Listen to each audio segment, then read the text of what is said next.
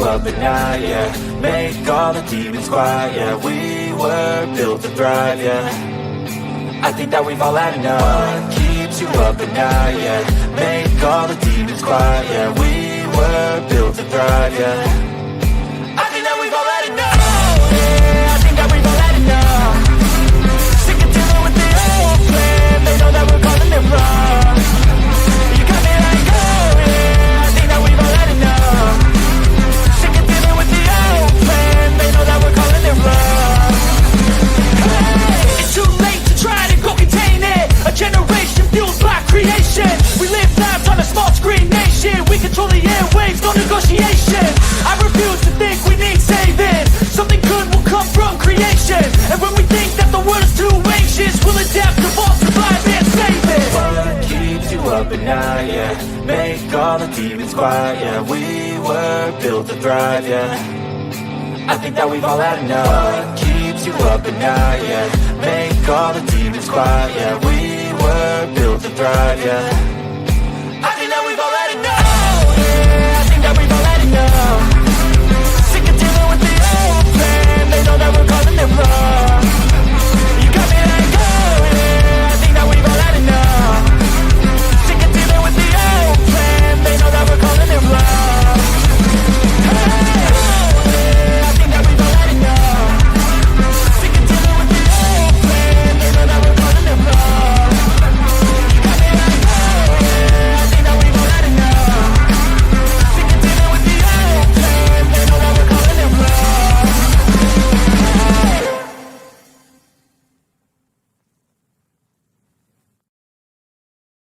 Oh, look at me. I'm retarded. I'm a globe.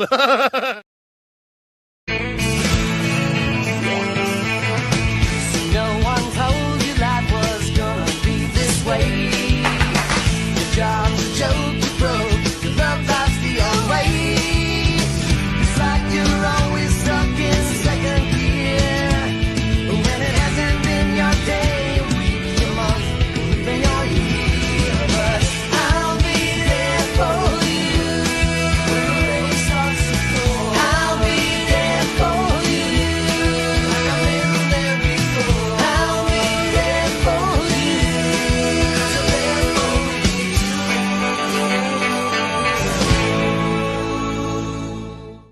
you. Nobody is coming to save you. Get up. Be your own hero.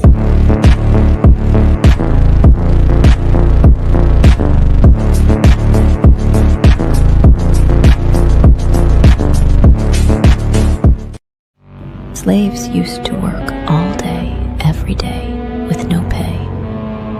But they got free food, water, and shelter. Today, we work all day, nearly every day, and we get paid.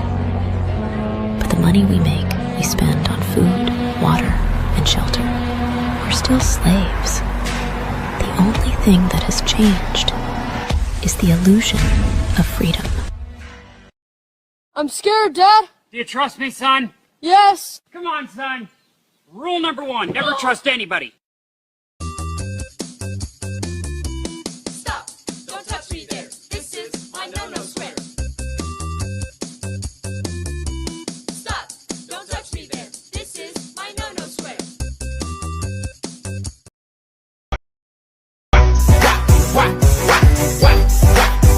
Now let me see you drop it to the flow, drop it to the flow, then now lean in. Gravy make a splash like Pippin. Shit, that's nothing. Splash. Everybody call me Big Pimpin'. No, I ain't bluffing. I'm with your mom in the kitchen, making blueberry muffins. Taste the biscuit. Taste the goodness of the biscuit. Taste the honey sauce. Taste the goodness of the biscuit with the honey sauce. Don't get that honey sauce on me. I don't like the way it tastes with my chicken wings. Chicken banana, chicken banana, chicken banana, banana, banana. I remember when I lost my mind.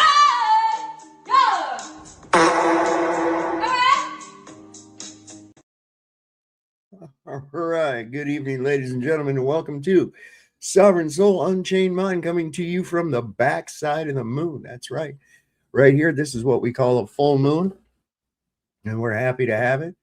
Never before seen until Artemis Schmartemis. We've got that footage there too as well. I'm going to show you some famous people in space that you never actually knew went to space. Bill Paxton, got some footage of him. But y'all didn't know he went to space. It's pretty interesting shit. Who do we got out here? I don't know. I haven't seen Cubby in a couple of days. I don't know. I texted him earlier. I didn't hear anything back from him. He must be busy. Who do we got out here? We got Saddlebum. We got Sandro here. We got, let's see, Saddlebum's here with us tonight. Scribbles, Heron Song, Greenie Page, Carrie Woolery. We got Only Up Dudes, Dan Clifton. Here I am. One More Quarter. David Koresh is here. Catch 22. Horror Sheet. And the Fallen Slaves Us All is here with us as well. Mojo, Mr. Mojo. What's happening, my man? We got Greenie Page again. Yep. Let me see here. Who did I miss? Who did I miss? Tommy Rogers. Good to see you, my friend. Post anything. Got a lot of Don. Didn't want to forget Don. Even though Mr. Dressup always forgot that poor bastard. We're not going to forget him on here. I can tell you that right now. And my dad used to tell me about some radio show he used to listen to while he was getting ready for school in the morning called Happy Hank or some shit like that. And this guy would have like a dressing contest like the fucking guy could see, and these kids would all be trying to match up. And wow. Media has always been able to control people's minds. Oh my God. Well, somebody's mind needs to be controlled because, like I said before, and I've called him this many times on this show, we've got our Lord and Savior, Jesus Trump. He has risen the price of gas, the price of groceries, and tensions around the world. So he kind of holds true to what he's going. A little earlier than what's expected. I have to get up early tomorrow and go pour some footers. And little earlier than what I'm used to getting. Got to get some shit done around my house here today. I fixed a joist that was coming loose under my deck, and it was in an impossible place. The clearance off the ground is only about that far. So I had to take up the plank. It was really quite ingenious because I was by myself, and I had to lift that joist up just about that far and reattach it to the band. So I took a big long bar and I stuck it underneath of it. I lifted up the plank and it bent because it's vinyl. So I propped that up, and then I put this pry bar, big long bar, down underneath the joist. And I took my left leg and pushed down on that bar while I leaned over with a screw gun. And right when I got it right in place, and I was like, put the fucker in there, and it was like, hey, that was pretty ingenious. That was pretty cool. Anyway, we've got our Lord and Savior Jesus Trump has been putting ads out about his. He put out this. I know everybody's seen it, of him wearing the robe and dressed like Jesus and healing some guy, and his excuse with the DoorDash woman, who that was a prop too. That was a total prop. Was it? Oh, he thought he was being depicted as a doctor. It's like, you stupid fucking guy. You're the one that made it. How do you not know what? Come on. You said depict me as a doctor and it dressed you like Jesus. Come on. Anyway, this was Are you suffering from a serious life-threatening illness? Has your doctor told you you're probably going to die? My name is Dr. Donald Trump, and I have helped millions of patients with conditions just like yours. Cancer, heart disease, ALS, you name it. Conditions your doctor said were untreatable. I've seen them all and I fixed them all. I use an advanced technique that the cheating medical establishment don't want you to know about. The results are, frankly, incredible. Nobody gets results like this. They're the greatest results. They gave me 6 weeks to live, but then I called the hotline and was healed entirely through the phone. I was clinically brain dead, and my wife was about to pull the plug when the doctor saved my life. If you or someone you love is suffering, don't wait. Don't let the corrupt medical establishment tell you what's possible. Call 1-900-NOT-JESUS today. Let's make your health great again. Let's make your health great again. Oh my God! You know, there's half of it would be, I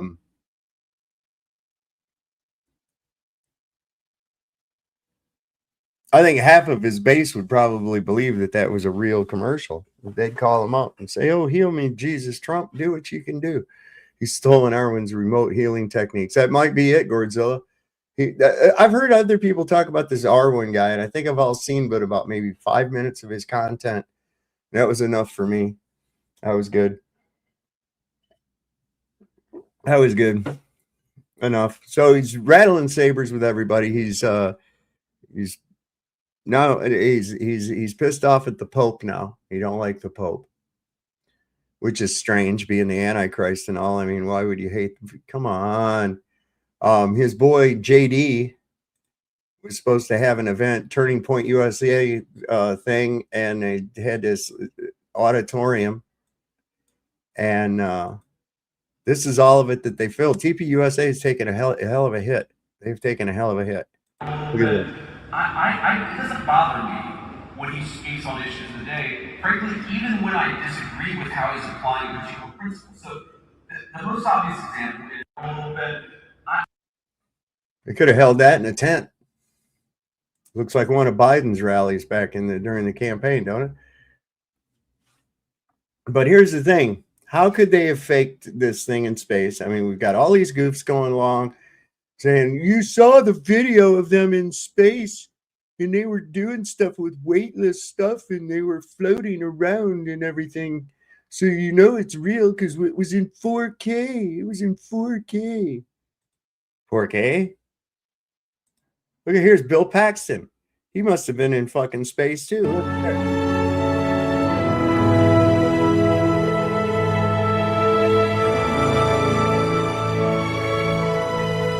Kevin Bacon too. How could they have not seen? They can't fake that shit.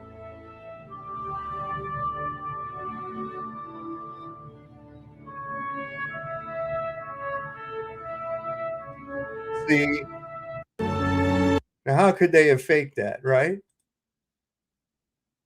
There's no possible way. See, so what that means is that they actually, to film that movie, Apollo 13, they literally had to really send Bill Paxton, Kevin Bacon, and Tom Hanks up into space. They sent them up there, and that's how they did it. Because, you know, we just saw the Artemis mission, and how could they fake that? I mean, you saw the rocket take off, right? You saw this rocket take off. There it went, boom.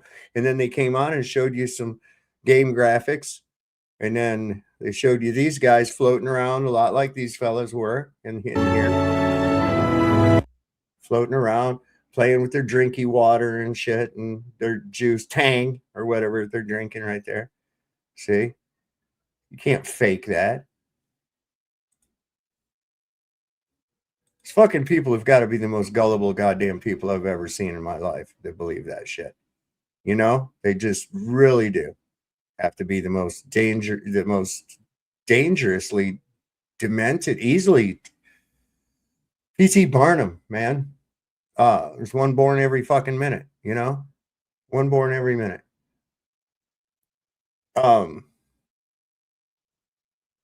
Yeah, so there's a lot of people in the world are pissed off right now. A lot of people in the world are pissed off at Jesus Trump.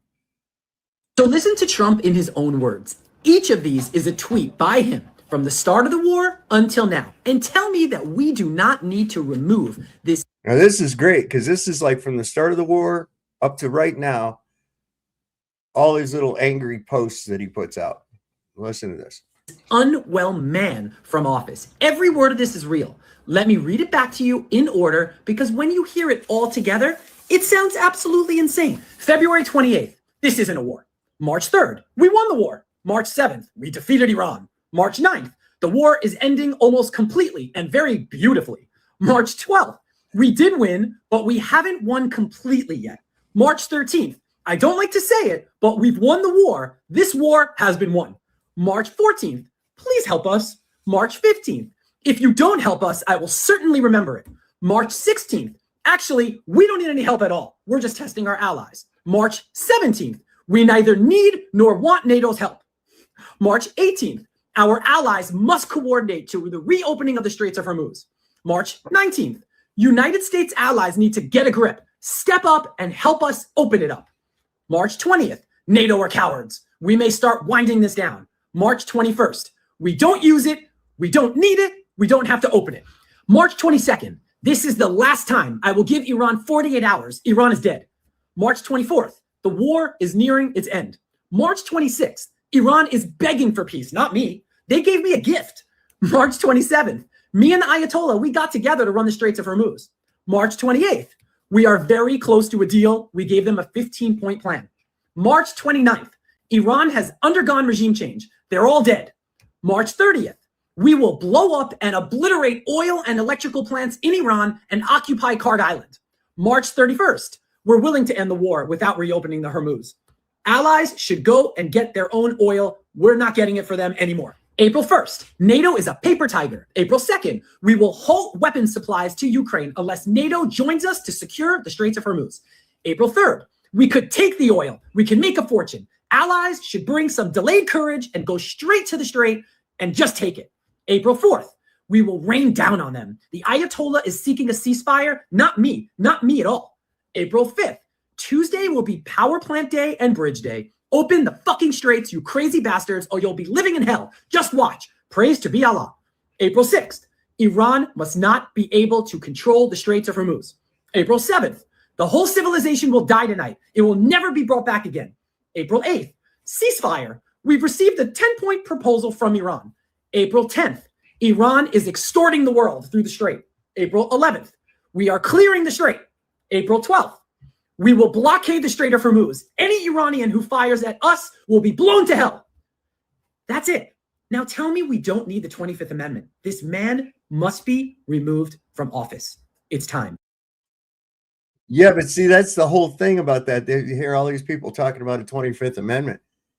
Do you realize how much batshit crazy stuff that fucking guy could do in the period of time it would take to do a 25th Amendment, man? Do you realize how much batshit crazy? I mean, he seems to be on a roll where he's doing like multiple batshit crazy things every fucking day, you know? I'm just saying, you know, there's faster ways. Just saying.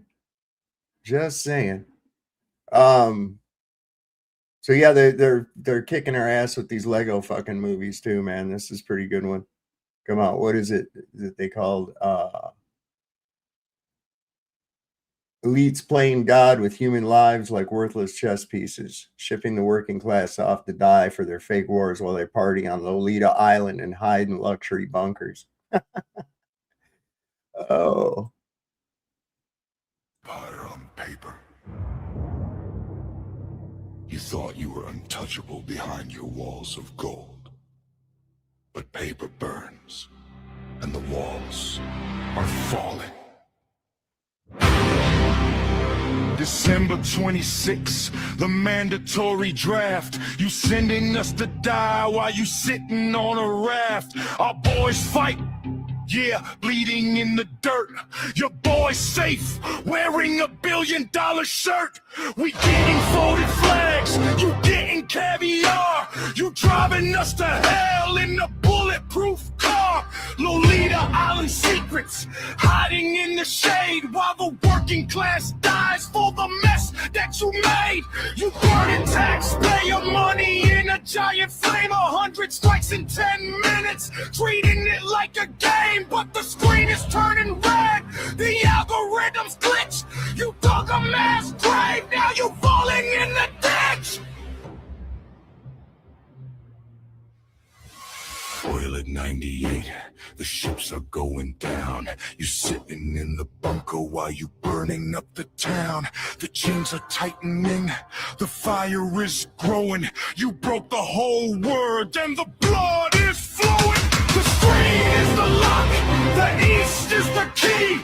The world is the court, you can never flee. Iran is the gable, hear the tick-tock.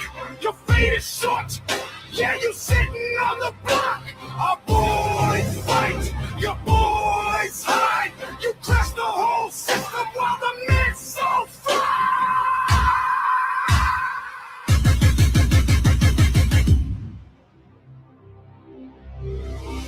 You sitting in the courtroom, chains on your feet. No more fake news, panic in the street. You screaming for a ceasefire, begging for a deal, but the whole world knows that the fire is real. You gave us 3 strikes, but you're striking out. The $3 full, hear the people shout. Your dollar is a ghost, the paper is dead. You traded the physical, now look at the red. Look at the screens, the numbers are a lie. Look at the sky, watch the Iron Eagles fly. You printed fake money to fund a fake war. Now the breaks hold the gold, knocking at your door. You blinded the masses with the plastic and the tech. But karma is a beast, breathing heavy on your neck. You thought you owned the ocean, you thought you owned the strait, but the east closed the gates and you realize too late. They're grafting the youth just to cover up the crime, but the hourglass is empty, you are running out of time. Oil at 98, the ships are going down. You're sitting in the bunker while you burning up the town. The chains are tightening, the fire is growing. You broke the whole world and the blood is flowing. The screen is the lock, the east is the key. The world is the court, you can never flee. Iran is the gavel, hear the tick-tock. Your fate is short, yeah, you're sitting on the block.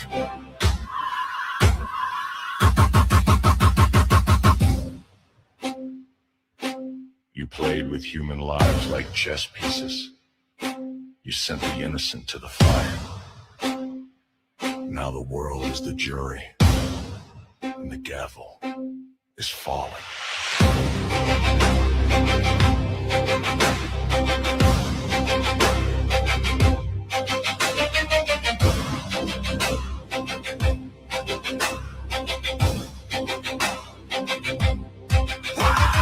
Pixman on the wall, the empire falls. You played with our lives, now the reaper calls.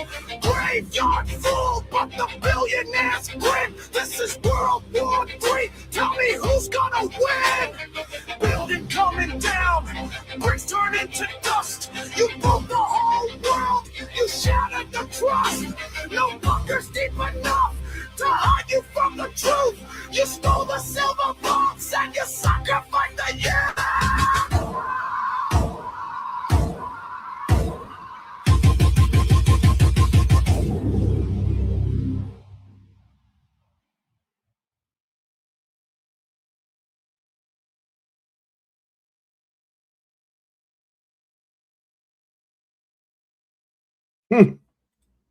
Not bad. Had a couple people pop up and then just leave. There's Moon Bounce again. What's happening, buddy? It's going good. All right. Had one guy. You got to. I figured I had my little arrow, my little cursor, ready to bolt that motherfucker because somebody comes on there with some. What the fuck did he say his stupid fucking name was? Oliver's scary video. My name is Kumar DRD. Yeah, well, you'll never ever come back on here again. So how about that? eBay saying Velcro Jew locks. No, it'd be like hair extensions or something, so you could have that Hasidic look on, the Sabbath and then be normal looking for the rest of the week, right? Just saying, that's a great idea. That's a great idea. Give it a shot. Here I am. That sounds like $1 million idea, really, because then they wouldn't have to walk around with them stupid things on all the time, man, hanging down their head. What is the fucking purpose of that anyways? I don't even get it. Anyway, that little tiny gathering that they had with JD Vance, that was a Turning Point event, Turning Point USA, and I guess they have really, really lost their popularity. So anyway, they're trying to juice it up a little bit. They said that Erica had been threatened. Her life had been threatened, and that's why she was not there. So for those of you wondering why I don't have really flowing, long, blonde hair right now, so I'm going to address it right at the front. Mr. Vice President, I'm on stage here instead of our friend Erica Kirk. That's right. Because unfortunately, she has received some very serious threats in her direction, which is terrible. It's a terrible reflection on the state of reality and the state of the country. But it underscores a larger point. That see, and this is the whole thing. This is another tactic. This is Jew tactic 101 right here. Okay. So in recent weeks and months, Erica Kirk has been exposed to be not what she purports to be. There's a lot of shit about her. And so now she's going to play the victim card, that because of all the shit that's come out about her, that now she's a poor victim and a widow. See, this is the whole thing. Always with the fucking victimization. she has received a lot of attacks from surprising places, perhaps. Tell us what you think about that. Some of the people that have made, part-time jobs out of attacking Erica, and this is the net result. Sure. Well, first of all, I love Erica, and I know that she did get some threats and part-time jobs, yet they said there's people making thousands and thousands of dollars off of trashing her before. Now it's just part-time. Okay. I wonder what full-time would bring you. About 2 hours ago, as you know, Andrew, I was a little worried that we were going to have to cancel the event because Erica was not going to come, and she was very worried about it. And I talked to the Secret Service, and obviously these guys do a very good job. And I said, you know what? Let's let Erica do what she needs to do for herself and her family. I'm sure Andrew will fill in. And let's go and make this an amazing event with the Georgia Bulldogs in Athens, Georgia. So absolutely, we're going to do this thing. But not worried about getting her life threatened at a football game, just a TPUSA, which that getting into that motherfucker, they got metal detectors, they got security and all kinds of shit. And it's a dream job for him now because there's nobody at the events hardly anymore. So did you think that was I guess an outlook on, like, if they said she wasn't going to be there, that place was empty, to whether if they said she was going to show up, that place would be full? No, well, they're saying you're probably wondering why she's not there, but even still, you would figure, and you're a little bit muffled too. Your microphone sounds really bad, Moonbounce. You would figure that the Vice President of the United States would draw more people to a TPUSA event, whether Erica Kirk is there or not, right? But this is sad. Look at this. a little bit, it doesn't bother me when he speaks on issues today. Frankly, even when I disagree with how he's applying particular principles. So the most obvious example is a little bit. See, that ain't even half normal, man. I don't know how they getting by with that. Anyway,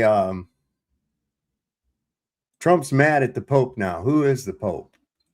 Who is the Pope? What does that represent, really? We know that it's the head of the Vatican. We know that he's like the grand poobah of the Catholic Church, right? But where's that all come from, right? Where's that all come from? Who is the Pope? He is the Emperor of Rome. Rome never died, never faded away. It became the Vatican.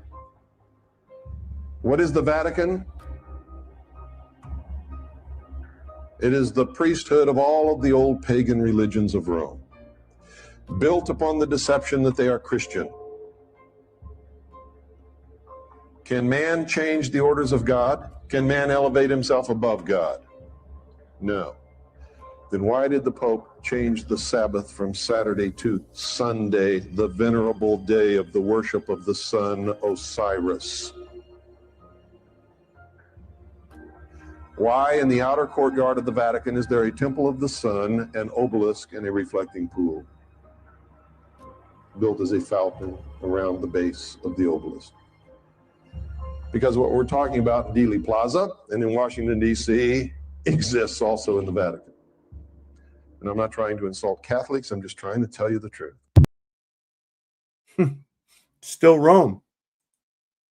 He's just the Roman emperor. He's just got a different name now. He's American too. I think that's the first time they've ever had an American, isn't it? As the Pope? I think it is. I think it is the first time. You're muted, Moonboss. I was just wondering if my mic was working better. Yeah, it's muffled sounding. What are you using? Like a hang mic and headphones or something? No, earbuds. Oh. So let me see. I don't know. Do what? Let me see if I can fix it. All right, try it now. Yo, testing. Yeah, it still sounds like you're in a jar. Oh dear. Well, I have some different ones. I'll go change. All right. The Strait of Hormuz is clopen. Donny blockades a blockade that's already blockading. Okay, so first things first. Donny is a had to block a blockade that's already blocked. That wasn't blocked until you went and unwarrantedly attacked another country, and they said fuck you, and then it was only closed actually to you. And so what are you're threatening? And then he threatens any ships that come out of there with oil. They're going to blockade them and take their ships and shit. And China says, I bet you won't. And their ships went on through. So again, another Taco Tuesday. Trump always chickens out. He don't dare. He's all talk. He's bluff. And when people call his bluff, they realize that's all he is. an idiot, and this is leading us incredibly close to World War III. Iran's blockade has up until now allowed selective ships through mostly from India and China, and Donny thinks by cutting even those off he will choke Iran's income, which sure may be kinda sorta, but it's far more likely what he's going to do is start a fucking shooting war between a Chinese tanker and a stressed out US warship. Chinese tankers are already slipping through, and Donny is almost certainly screaming at Pete, and Pete is almost certainly screaming at ship commanders, and ship commanders are almost certainly under insane pressure, and soon, boom, like fishermen in the Caribbean, we'll be opening fire on a ship flying a Chinese flag. Our allies have refused to participate. Our enemies are banding together behind Iran. We're so fucking isolated, and we're about to trigger World War III. Not by choice, but because a fat Dumbo keeps thinking he can do diplomacy by swinging his little Donny around even though it's barely an inch, doesn't function, smells like an Arby's dumpster, and makes everyone retch and laugh. The best possible outcome that's on the table now is that we failed to maintain the blockade and go home with Iran in total control of the strait. That's literally the only outcome that doesn't have us in a world war or sitting on $8 a gallon gas when the Houthis get the go-ahead from Iran to block the Red Sea, which they are already in position to do. Every day the blockade exists, there's a chance of a naval incident, an Iranian fast attack boat, a Chinese tanker, a mine, something that kills people and forces both sides to respond. We are now in a naval standoff between a small itinerant nation backed by a nuclear superpower, where one mistake by one ensign on a cruiser with an itchy trigger finger could explode the world into war. Somehow, in just over a year, Donny recreated the Cuban Missile Crisis and brought us right to the fucking edge of it. I was thinking that the other day. I said, man, this is like right at the, just like the Cuban Missile Crisis. But no fear, nukes aren't real. So the best they can do is probably a fuel air bomb, some GBUs. Outside of that, there's no such thing. This is why, don't you think Israel would have used it by now? Don't you? Of course they would, because they're sneaky and they're underhanded. And that's just how they operate. Whoa. Oh, there was another. Yeah, this I think. Look, these guys did a better job than the Artemis people. Really, look at this.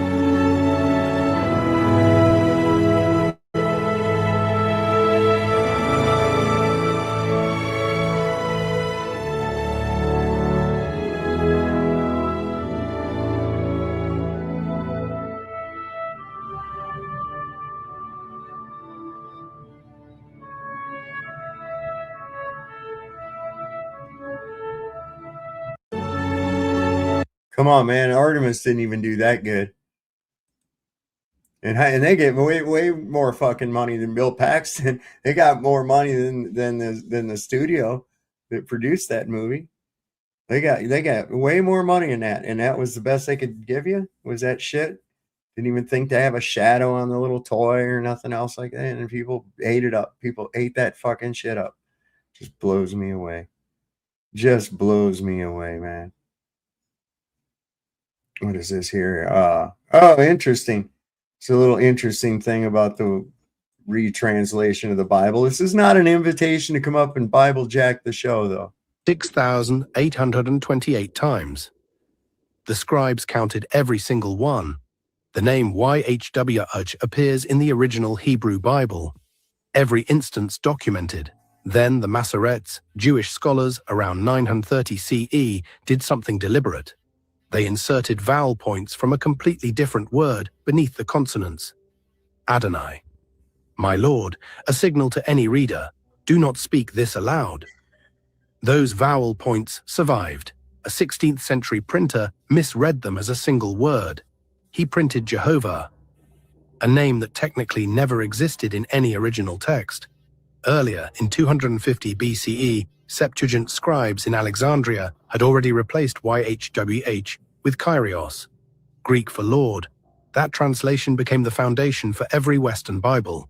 The Masoretes left their count in the margins, 6,828 instances, all still there. If the goal was erasure, why keep the receipt? It's symbolic the way it sounds is of the breath of life too. Interesting. See, this is what I'm saying. These people are, this is the true word of God and shit. And I'm like, you know how many times that's gone through fucking translation, mistranslation, edits, redactions, taking out verses, taking out whole fucking books and shit because it didn't go along with whatever control doctrine you were trying to push. Come on, man. Come on. Ain't to me worth really arguing about, to tell you the truth. You know, there's Moonbounce made it back. He made it back. Rebooted. There you go. That sounds a lot better. Shit, yeah. Fixed it right up, brother. Fixed it right up. Anyway. Today, the astronauts completed their mission. They landed safely after going through the Van Allen belt in the water, parachuted down. There was no chemical reaction to them going through the Van Allen belt. Might have been kind of hot, might have been some steam, but nope, everything went perfectly. And they walked on stage to a standing ovation.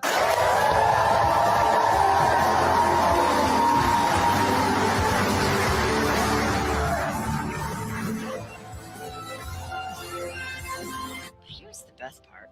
Look at the comments. I love this. Just look at the comments. Look at the comments.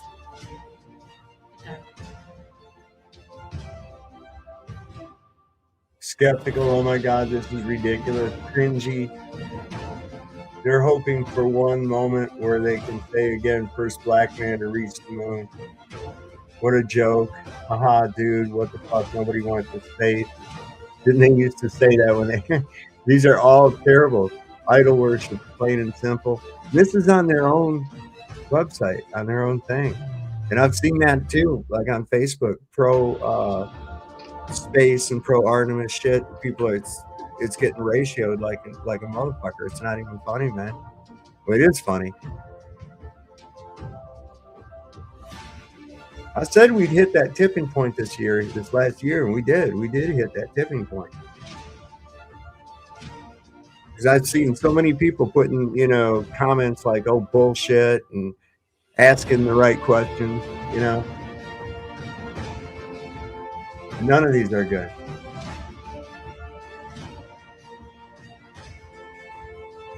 Nobody believes in it. Yo. Hey, what do you think that an NPC is then?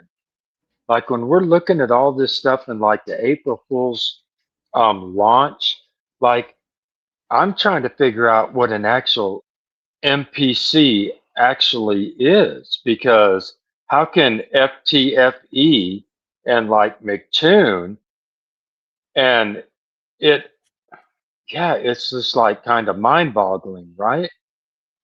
Well, let me ask you this. Do you really think they believe the shit that they push?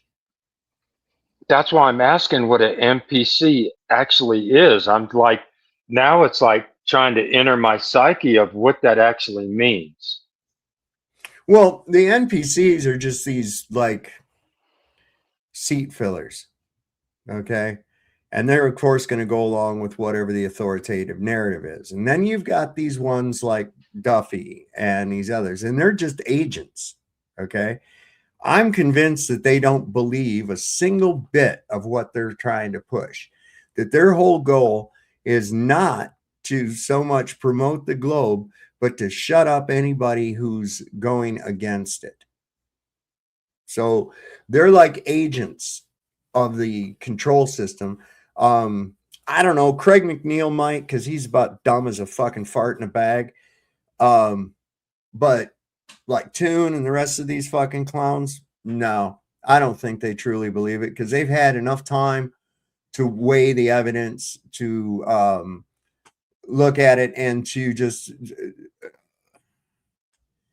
they've been in it too long to just be blindly adhering to the government line. Okay. Their goal is to, well, and proof of that, it's not to counter your arguments, it's to shut you down. Okay. To stop the conversation. They're not here to have a conversation. This is why Toon relies on ridicule, mockery, attacking the messenger rather than tackling the information. You see, because they have nothing else. You know that he's tackled the information in his mind and weighed it against what he has, and realized that what he has doesn't hold any water, but he's still got to hold on to that line. Why? Because he's an agent. Now, is he willing? I don't know. I doubt it. I think that there's something in his past that has made it so that he has to do this. I don't think he wants to. So what that could be, I can only speculate. All I can say is that a lot of these guys give me a serious Chomo vibe, man. So that's where my take on it is. But like seat fillers, that kind of thing. So do you think that all those people that are like do that broadcast, it's like that are on ground control, and all of those people, would you consider those NPCs as in seat fillers? Yeah, kind of like seat fillers, it's like you can't really have a conversation with them. It's just surface shit, hot enough for you. How about those Mets? Did you catch the game? Nice weather we're having. Because it's like your opening where you were talking about like Bill Paxton and Bacon. It's like, yeah, see, look, you can't fake that. And it's like, just in that understanding that anybody who would not logically or critically think that right there, would they be what you consider an NPC? Yeah, I would think. Well, you know, there's some of them we haven't, if they haven't woken up by now, I don't think that they're going to.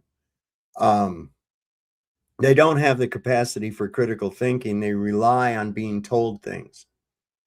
No original thoughts whatsoever. That's those type of people. They rely on, but Google said, you know, but teachers said, and that's what they go with. They never really ponder it or question it themselves. They just go along with it because that's the thing to do. That's what you've been trained to do. Go by what the authorities tell you. Trust the science. Wear a mask. 6-foot distance. Spacewalks are real. Blah, blah, blah. You know, and then what's it come down to? And then when the cog disc kicks in, well, why would they lie? I don't fucking know, man. Take your pick of a reason. Bottom line is you've been lied to, and it's proven. So you have to look at it. It's like this. Me and you, we show up. We're detectives, right? We work for the police, and we get called to a scene, and there's a guy laying there, dead, and he's got 57 stab marks in his back with the knife still sticking out of his back, right? We can pretty well conclude that this man has been murdered, right? Someone intentionally stabbed this man in a place where he couldn't stab himself, right? So it had to have been at the hand of another, which means that it was somehow murder. Okay, that's where we start. But then our lieutenant shows up on the scene, grabs a donut, and says, "What do you got here, boys?" "Well, it looks like a murder, sir." "Well, how do you know it's a murder? What would be the motive?"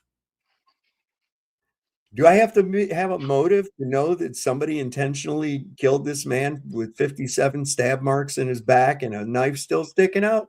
No, that comes secondary. Okay. The fact of the matter is we have a murder on our hands. What the motive is or who did it, that's what we're going to investigate. But that's the same thing with this. Why would they lie? Well, why the fuck wouldn't they? Have they ever told you the truth about anything?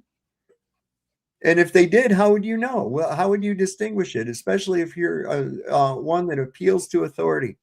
How would you know if you've been lied to? You don't have any critical thinking skills of your own. You don't have the ability for deductive reasoning. So you are forced to swallow the information that's given to you. And the only way that you assert its value is based on your perception of the person that give it to you. Oh, well, that was NASA. They're they're a legitimate space agency. So if they said so, and it's from the government. So it cracks me up. I'll see these people. Well, that's a federal building. I don't give a fuck. What does that mean? Federal. Was that give it some weight? No. Shut up. That's more this appeal to authority. It's the same thing that makes people respond differently to a guy because he's wearing a fucking costume. Right, but I think that, like you said, the federal building, I think those kind of terms mean that's mine.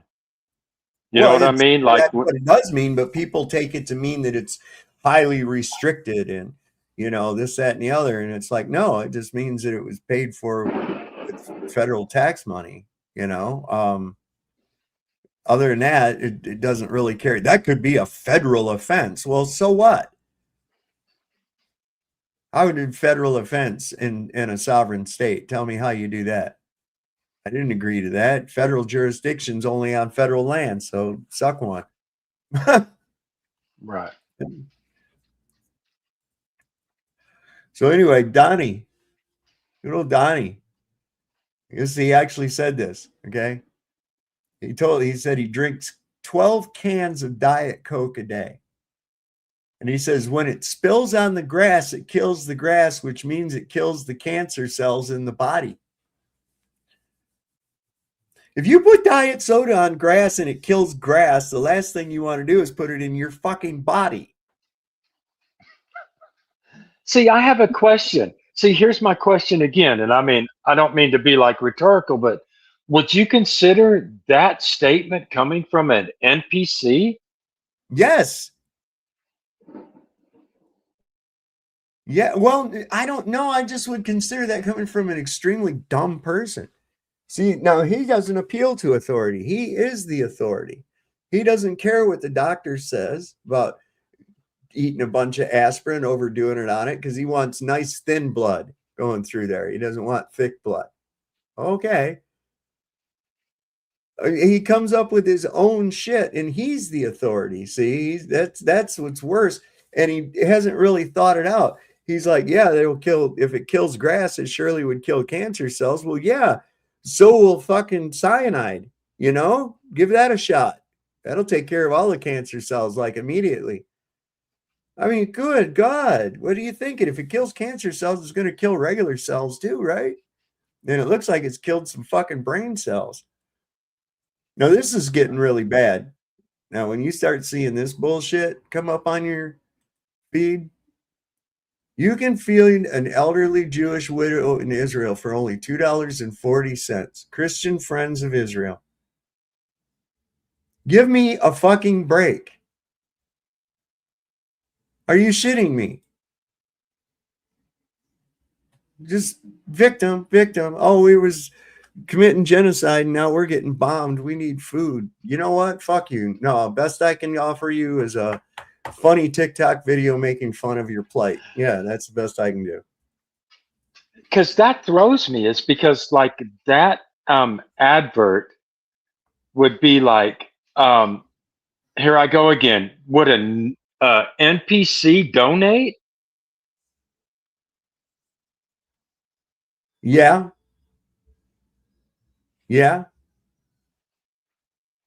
Absolutely. And what they rely on with that is this groupthink thing. See, kind of like a Pied Piper deal. Well, look at all these people that went ahead and donated. Why wouldn't you donate? Don't you want to be like everybody else? They must be right because they all did it.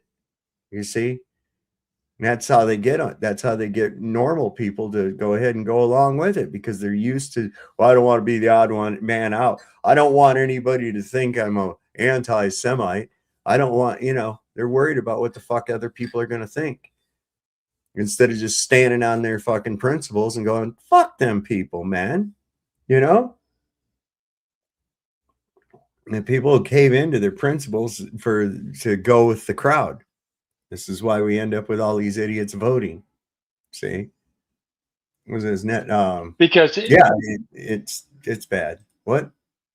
It goes to the point where, like all those people donating, it like what you're talking about reminds me of like, let's just say insurance, and it's like that they would actually have to come up with a law that says that the insurance has to put back out 80% plus of the money they come in, that there would actually have to be a law passed that claims that an insurance company would have to pay out 80% of all the premiums they would bring into.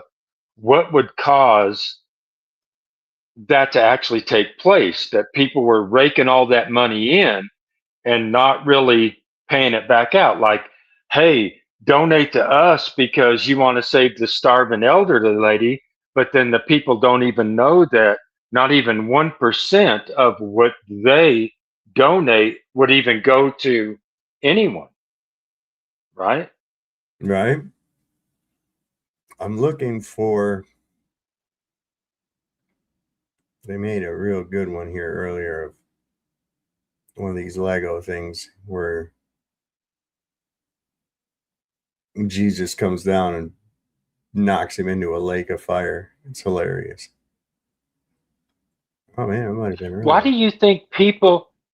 would you think people keep trying to start a nonprofit? I have no idea. It's because it's money laundering, man. That's what I think this shit is. 100%. And everything with these fucking people is a show. Everything is a goddamn show with them. Like you saw the thing where the DoorDash woman brought DoorDash grandma, and she brought the McDonald's up to the Oval Office yesterday. Did you see that? Yes. Okay. She's not from the DC area. She's from fucking Arkansas. They flew her in there to do that shit. She's been like a mouthpiece for this no tax on tips shit with Trump for quite a while. So it's not anything. This was just all staged. It was all just a big fucking staged event to try to sell you that he did something good.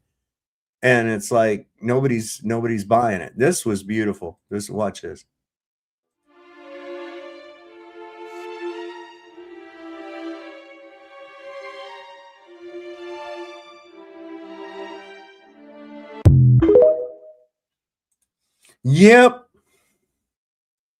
Yep. That's what's happening right there.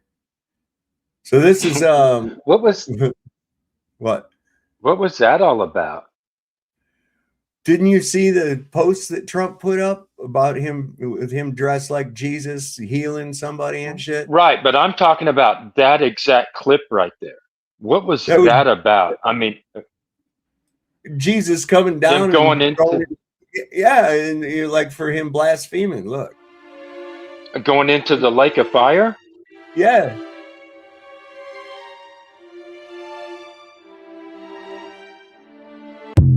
Right into hell right away. Boom. That's a great one. None of the people in England here, the leader of the British Liberal Democrats just said it on the record. Listen, this is harsh. This is how the whole world. You heard what Italy did, right? They cut off all trade with Spain or with Israel. No. Yeah, they said all their weapons deals and everything else like that is cut off. They're not going to help them with their fucking genocide. The whole world is turning on them. A whole civilization will die tonight. Words I never thought I would hear from an American president. And though Donald Trump thankfully didn't follow through this time, these words are a stark reminder of how reckless, immoral, and completely outside the bounds of international law this president is. Regrettably, he is no friend of the United Kingdom. He is no leader of the free world. He is a dangerous and corrupt gangster, and that is how we must treat him. So will the Prime Minister advise the King to call off his state visits to Washington before it's too late? Because I really fear for what Trump might say or do while our King is forced to stand by his side. We cannot put His Majesty in that position. And when it comes to Trump's latest cunning plan to blockade the Strait of Hormuz, that will only escalate this crisis and jeopardize the precarious ceasefire. So it's right that the UK is not joining Trump. And I welcome the Prime Minister convening a summit to offer an alternative to Trump's. We must work with our reliable allies in Europe and the Commonwealth and our partners in the Gulf to bring this conflict to an end and keep open the Strait of Hormuz. That is critical for tackling the cost of living crisis that's getting worse and worse for people in the UK. With petrol prices now up by more than 25p a litre and diesel up 49p since Trump started this war, cheered on, let's not forget, by the leader of the Conservative Party and Reform, does the Prime Minister recognise that families and businesses can't wait months for the government to step in and help? So will he use the windfalls the Treasury is getting from higher fuel prices to cut the cost of living and keep the economy moving with action to slash bus fares and rail fares and cutting fuel duty by 10p today, bringing down the price at the pumps by 12p a litre? Wow. See, and he's privy to all this information. This is that chick right there. This is the DoorDash granny right here. It says, during the Ways and Means GOP field hearing in Nevada, I had the privilege of hearing from Sharon Simmons about how the one big beautiful bill will make a real difference in her life. As a mother and a caregiver, she shared how this tax relief will help her and her family. Her story is just one of thousands across America who are finding financial breathing room thanks to House GOP. So they flew her into Nevada for that thing. And this was before the DoorDash stunt. And Trump tried to because my go ahead. My question is that you have a dinner, right? And it costs $10, and somebody serves you, and let's just say 10% or 15% is $1 and $1.50. You go back to that restaurant, and now your dinner costs $25. Now 10% of that is $2.50 to $3, and they're claiming, they're left behind, right? No, their tip got raised with the price of food, correct? So they didn't get left behind in the percentage according to the cost. Their wages increased in a percentage right with the food. For them to claim we got left behind and we need, like they're the victims of it, is that 10% is more for $20 than it was for $10. Yeah, so they didn't get left behind. Right. Well, the thing is too, though, is that they're only making like $2.13 an hour. A server is, okay. That's basically covering what taxes they take out from you. Okay. So you're pretty much reliant on those tips, and it's better to pay it in cash so that fuck it, I'm not reporting that. You know, when it comes on a credit card, I don't have no choice. I have to wait for that to come back to me on my check, and it gets taxed. Myself, I always encourage cash tips because taxation is theft, man. And you'd be surprised, man. You'd be surprised because it's not everybody does it like properly. You know, there's people that they'll run up a $150 bill and they don't even leave a quarter, you know, just because they're fucking ignorant, you know. They don't realize how it works. But it's either either don't do the tipping and pay a fucking living wage, or, you know, if you're gonna go out to eat, tip proper, you know. Jesus Christ, 15%. If the server sucks and they're rude, I ain't gonna leave them a fucking nickel, right? Get my order wrong all the time and shit. Now there's only a few times where I will overlook that, and that's like if it's really the person's new or whatever else like that, and I can tell, you know. And I'll tell them, I say, hey, I've done this, man. It's all right. Just relax, man. Ain't nobody here gonna bite you. You'll be all right, you know. And give them that little bit of confidence, you know, because they get nervous as a fucking long-tailed cat in a room full of rocking chairs, you know. You're, you know, having to pretty much perform at each one of these tables, you know. And the key to it is being able to read the people, immediately be able to read the people, and you know how to kind of relate to them, how to talk to them. You can tell the ones that are stiff and uptight and just want, you know, everything done a certain way, and you can also tell the people that are out having a good time, and you know, they're you know, you can just meld right into it. If you have the ability to read people, you can do that work really well. I did it for a long time. It's I might go back doing it, who knows.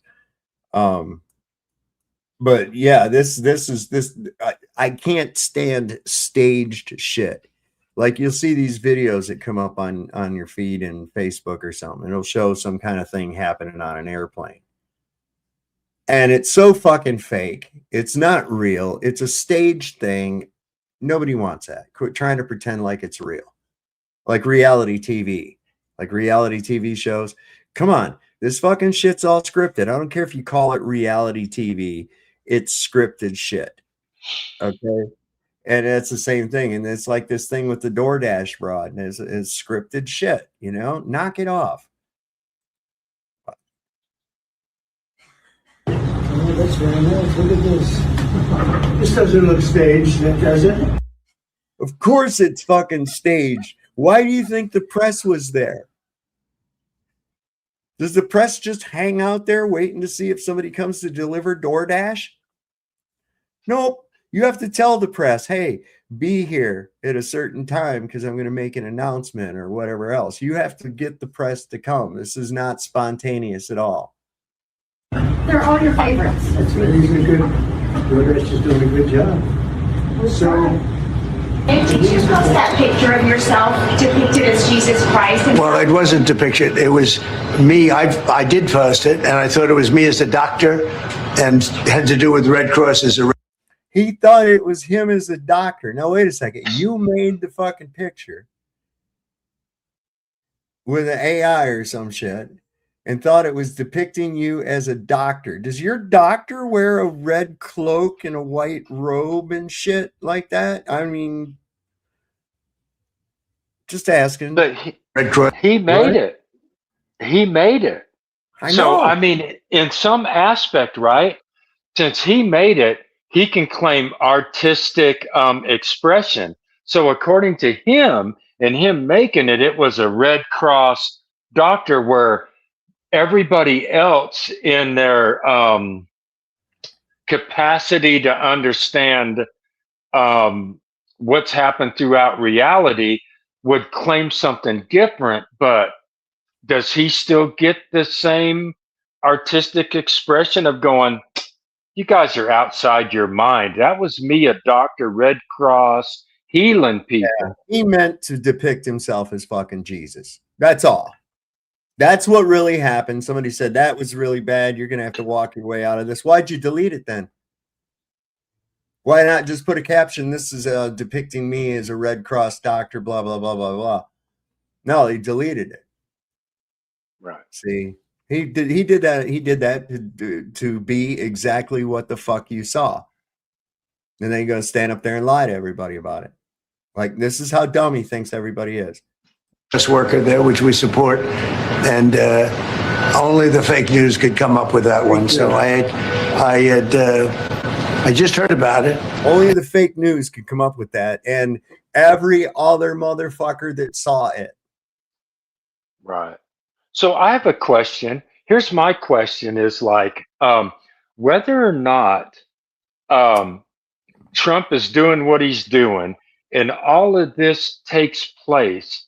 I'm trying to figure out, do you think that that changes Scripture?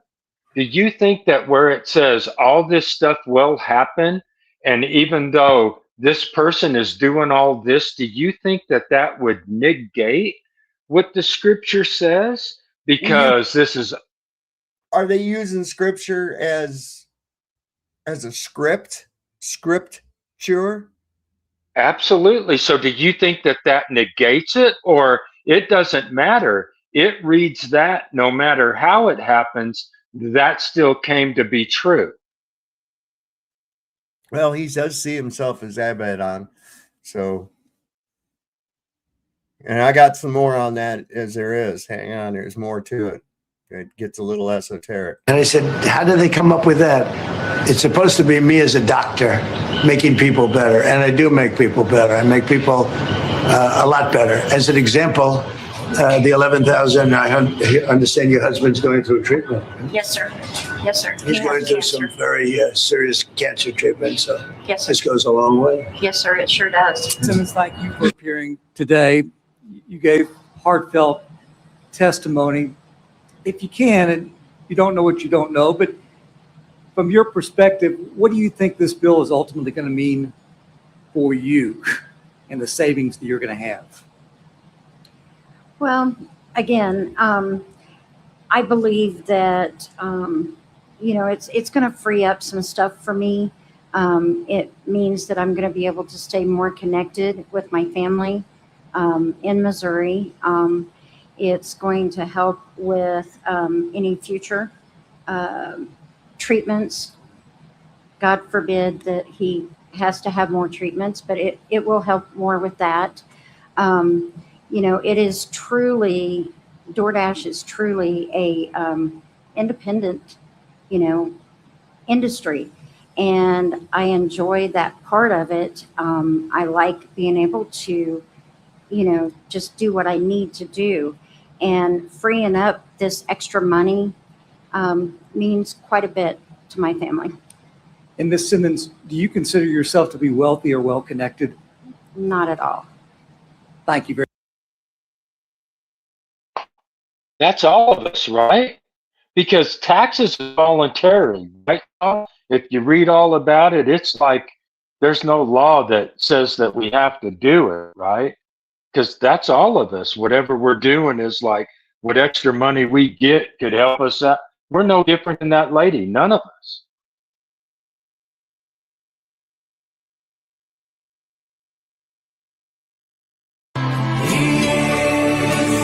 He's the shining in the light without whom we cannot see. And he is insurrection, he's spite, he's the force that made me be. He is.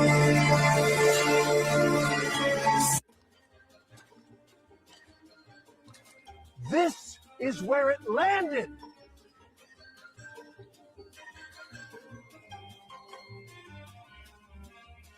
Is he allowed to hit the ball from there? Shut up, Greg. You're starting to sound like Tucker. Oh my God, my nuts! His cankles are showing. I did that.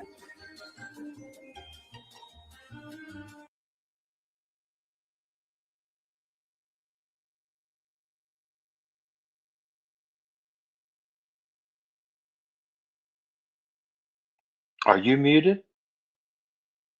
I am muted. I was muted. There's another British. This is a British woman. What's her name? Marina Purkis. I mean, people around the world are getting fucking fed up with this guy. It's not just here. This, all it's going to do is increase Iran's leverage. What's going to happen to the price of oil now? Goes up and up and up, as does their leverage. He talks in that unhinged Truth Social post about the one point that mattered was nuclear. Obama signed a nuclear deal that blocked all pathways to Iran enriching their uranium. He scrapped it because he's so fragile he couldn't bear Obama's name being on that treaty. And now we've got this. And he sends his two real estate bros, his golfing buddy and his son-in-law to negotiate. Obama sent nuclear scientists and seasoned diplomats. But from Trump's point of view, he took action, killed an Ayatollah, He's done has nothing. disabled his son. He's done absolutely nothing. He's Took made out everything 48 worse. members of the He's made regime. Americans less safe. Mm. He has destabilized the global economy. No one knows where this is going to end. He's now saying other countries are going to help me with this blockade. No, they're not. Other countries have said it's they not will. helping him politically. This is the weird thing. He plays to the gallery a lot, but this isn't helping. They're really disingenuous about this, we hit Iran lied. No, Trump agreed to the basis of their 10-point plan. And one of those things in that plan was that Israel, which is out of control, had to stop bombing Lebanon. And they went and dropped 100 bombs in 10 minutes. Israel is controlling the United States. And that is now what everyone is saying. Israel is controlling Trump. The Situation Room meeting happened. Trump, with his massive ego, didn't even sit at the head of the table. He sat adjacent. So he and Netanyahu were equals in the US situation. I mean, it's send your son-in-law and this other jack off over there. I mean, come on, y'all. So this was this guy, Daily Science Info put this up. It said NASA posted. Let me pull this up. NASA posted an Artemis 2 crew photograph that I think is one of the best I've seen. This is a continent of Antarctica. The area around the continent is clear. This is the Southern Ocean that encircles Antarctica. The cold air and water tend to rob the moisture in the air, no clouds. In the middle left of the photo is the Antarctica Peninsula. To the left of the peninsula is Tierra del Fuego. Continuing up the upper left of the photo is the Atlantic coast of South America. The landmass in the lower right is probably New Zealand. Okay, so they're talking about this here too. Reader's context says, this image is not from NASA's Artemis 2 mission. Official photos show the full Earth from lunar distance, not close views of Antarctica like this. Similar images are AI-generated fakes. So that's not even real, but they always have to. I mean, it doesn't even fucking look real. You could, lack of clouds and shit. We didn't see a lack of clouds on the weather cam down there when when them shitheads went down there, or said they went down there, or whatever they did. No, they just had that open right there so they could have this fake thing pasted on there and you could see it all. It's just so they think you're fucking stupid, man. They really do. Okay. It does look like a video game. It does. Right. This may sound like off the wall, but bear with me. So in no way, shape, or form, Saab, do you think that the Earth can be a sphere? No way. It's impossible. Physics of water and basic fluid dynamics prove that. Right. I mean, you can't replicate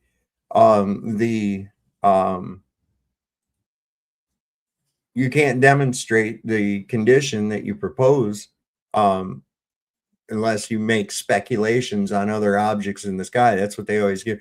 Well, look at Jupiter. Yeah. Well, it's a gas giant. No, it's not a gas giant. Where did you get that idea? It was a spectroscopy. Okay. Spectroscopy. Right on. Okay. So common sense never kicked in and you go, gas can't behave that way. Huh? You just jump on the old gravity duct tape deal there and don't even go any further with it. Just there it is. What's up, D-Man? What's happening? These have you haven't got your fill of the weekly fantasy yet? Oh no. It's more and more crazy shit coming out all the time. It's more and more. They need more fantasy. See, that's they're fucking hairy palming this week. I think they did this really as poorly as they did. I think it was an IQ test. I really do. Yeah. I think people see what they want to see. That's kind of it. I just think that people see what they want to see. They want to believe in that shit, so they believe it. Doesn't matter how shitty it looks. It's their fantasy, so of course they're gonna, cheer it on. Well, it's what that Don Pennant dude said, right? The limit to our space travel or whatever it was is only our imagination or something. Yeah, of course. I mean, they're doing things, but they're not doing what they project that they're doing. No. And that's basically what it is. I mean, can they send a balloon up in low Earth orbit and go around? I got some video on here showing from way up high that launch. And you see the fucking thing go up and curve. It doesn't even come out of the lower atmosphere. Yeah. Before it starts fucking turning and shit. The people on the ground down there, like trained seals. I mean, they fantasize about it, so of course they're gonna cheer it on. That's just the nature, I will too. I get a girlfriend on another planet. Exactly.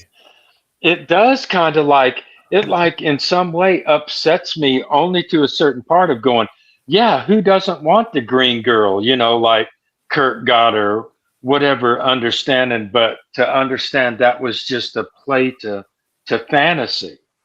That it's just another form of I almost want to say how people can leave their body, or some people could claim that during their sleep they can do whatever and leave their body and go live a different life and stuff like that.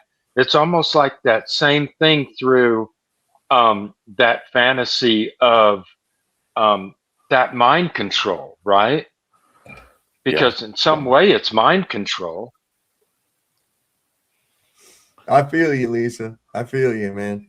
I just go ahead and post what I post, and if them people don't like it, it's like the trash takes itself out. You know what I'm saying?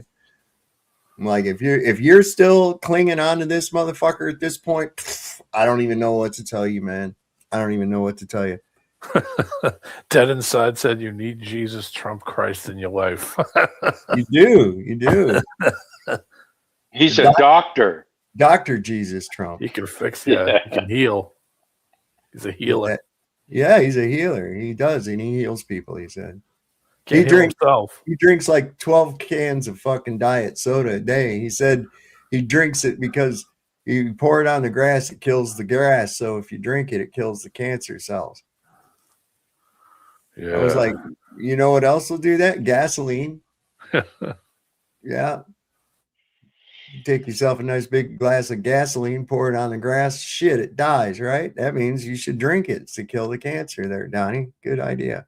Stupid. Oil does that too, right? Well, I mean, that's gasoline, but just straight up oil is a death.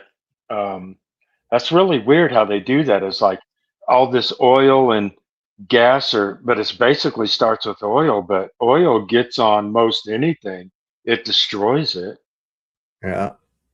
Have you seen where some of these big people, big influencers, I guess they call them, they've been coming out and calling out the fucking Butler, Pennsylvania thing is fake, man.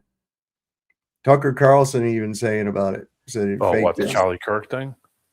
No, the Butler, shooting. where he got shot in the ear and shit. Yeah.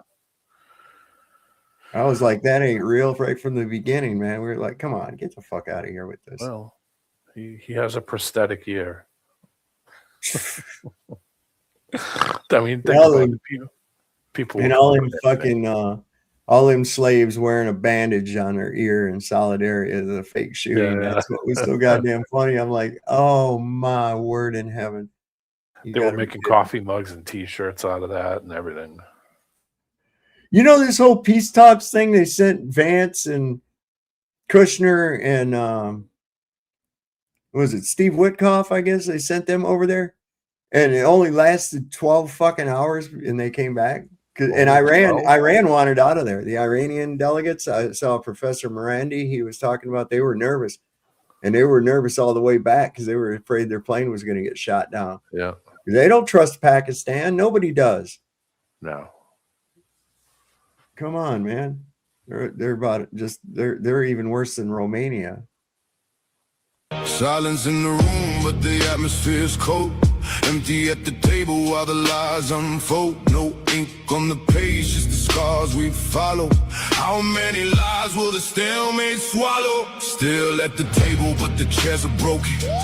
Truth stays hidden while the hate is spoken. You call it talks, I call it blinding. The gears of the war are still slowly grinding. Lebanon missiles are Cassie Goosh, the hot. Lebanon is burning and no one is listening. Smoke in the air where the hope used to breathe. The world in denial with a blade in the sheath.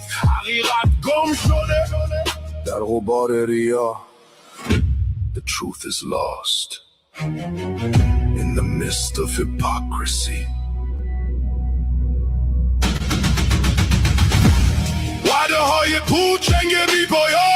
Empty promises, endless war. دنیا تماشاچی در این خاک ویران. The world's an audience in this ruined land. This ain't a deal, it's a deadlock. We're just waiting for the final shot.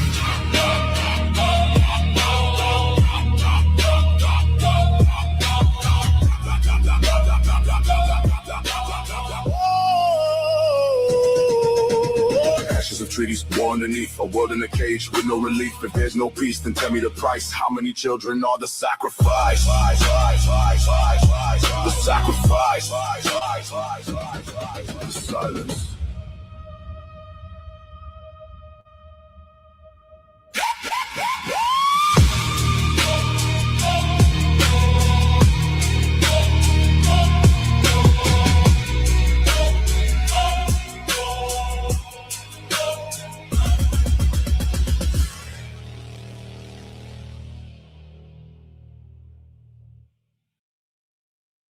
Wow.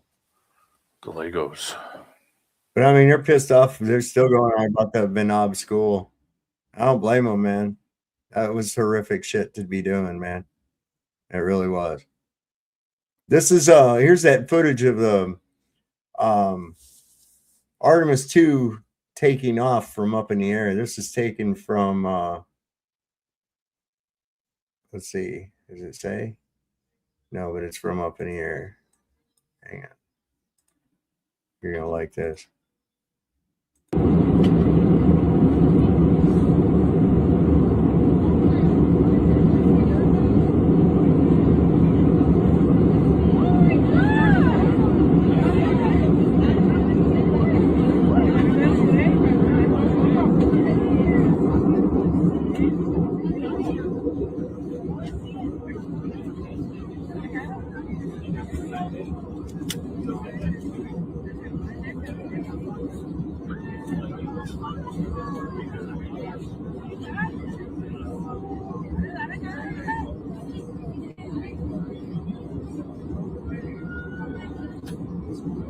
Look at that. It don't even look at that. Look at that. It's arcing over already.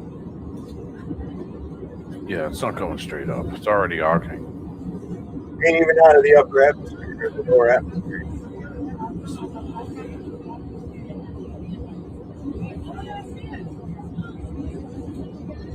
Oh.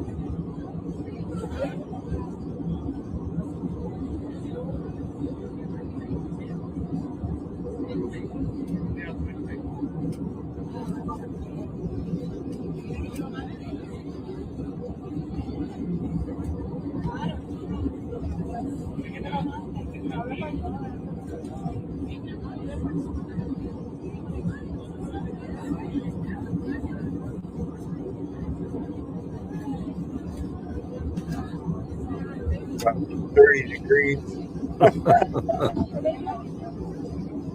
So they have to have some kind of suit, right?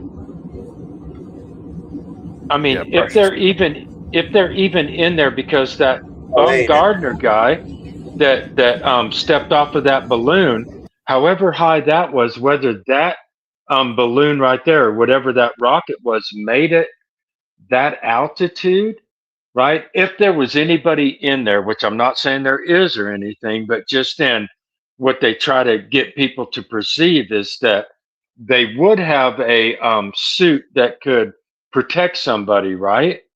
Because Baumgartner was protected. Well, there ain't nobody in that thing. You'd have to be fool fucking crazy to get in it. You'd have to be fool fucking crazy to get in that goddamn thing. Be no reason to put anybody in it. You could No, we saw that. We saw the cable cars. We saw the 4 cable cars leave the fucking launch stand right there as the thing took off. They weren't in that goddamn thing. I mean, Baumgartner went to 125,000 feet and jumped off. Mm-hmm. Do you think that made it, even at that trajectory? Do you think that itself could have made it to 125? I mean, it could have, and then just disintegrated, right? Like any balloon would do once it gets so high. It'll blow up. Well, that's the whole point, is that you can buy a balloon kit and send a balloon kit up with cameras yourself. You can buy one and have it shipped to your house. It only goes about 128,000 feet, and then it pops because of the expansion. I think the reason that they make those things and make it into a metal cylinder is to control the expansion so that it'll keep on lifting. Mm-hmm. And I think the rockets are just to assist it, so it doesn't take fucking 3 hours to go 3. So it just doesn't sit there and float off like freaking like a balloon. Get it the fuck out of here before anybody figures out it's fake. Exactly. How long did it take Baumgartner to get that high before he stepped out? Hours. Yeah, it took a while. And when he jumped out and fell at an insane rate. And in free fall, as he was falling, as he started to fall straight, fall down, his speed slowed down in free fall. And I remember people saying, bullshit, that wouldn't happen. You would fall at the same rate. It doesn't matter. And no, it did matter, because he started to fall through a denser medium. Mm-hmm. And that explains why he was going insanely fast and then hit a certain height, off the ground, and then all of a sudden slowed down in free fall. It's because the medium changed. That's why. So how fast do they say? It's why you can't open your chute till you get to a certain altitude. There's not enough to open the chute or do anything with it. It's just cigar roll. And then you're really in a problem. So how fast do they say you have to be to escape the Earth's atmosphere? To how fast? They were like doing 24,000 to get back in. It's like, but you have to be doing so much to go out. It's 24,000 miles an hour would be so fast that you wouldn't even see it. Mm-mm. Right. So how does it not burn up? Like, if they really could leave, how could not going out of the atmosphere be the same as like coming into it? Like, if you don't come at a certain angle, you'll bounce off. Why aren't they getting heated up going out? right? Yeah. Right. Especially at that speed. Well, the bottom line is ain't nobody going out, ain't nobody coming back in. It's impossible. That's why the rocket goes up, goes out of your sight. They give you some fucking game graphics and shit, and then they cut over to these guys floating around in a studio or whatever they're doing. It's just nonsense. It's mind candy for childish minds, man. It really is. Think about it this way. The SR-71 is going, what, Mach 3.3 or something like that? Yeah. Okay. That thing is specifically, it's made like a dart. It's made to be so slim profile to go that speed. Okay. The edges of that thing are heating up like it's no tomorrow. Yeah. You think about the height and the ceiling that thing has to go, and think about, have you ever seen a bullet in travel? Have you ever seen a bullet with your bare eyes? No. And you see a bullet that's going 2,000 feet a second. You're not even going to see it unless you take a camera and slow that thing down to 1,000 times slower for you to see it. I mean, 24,000.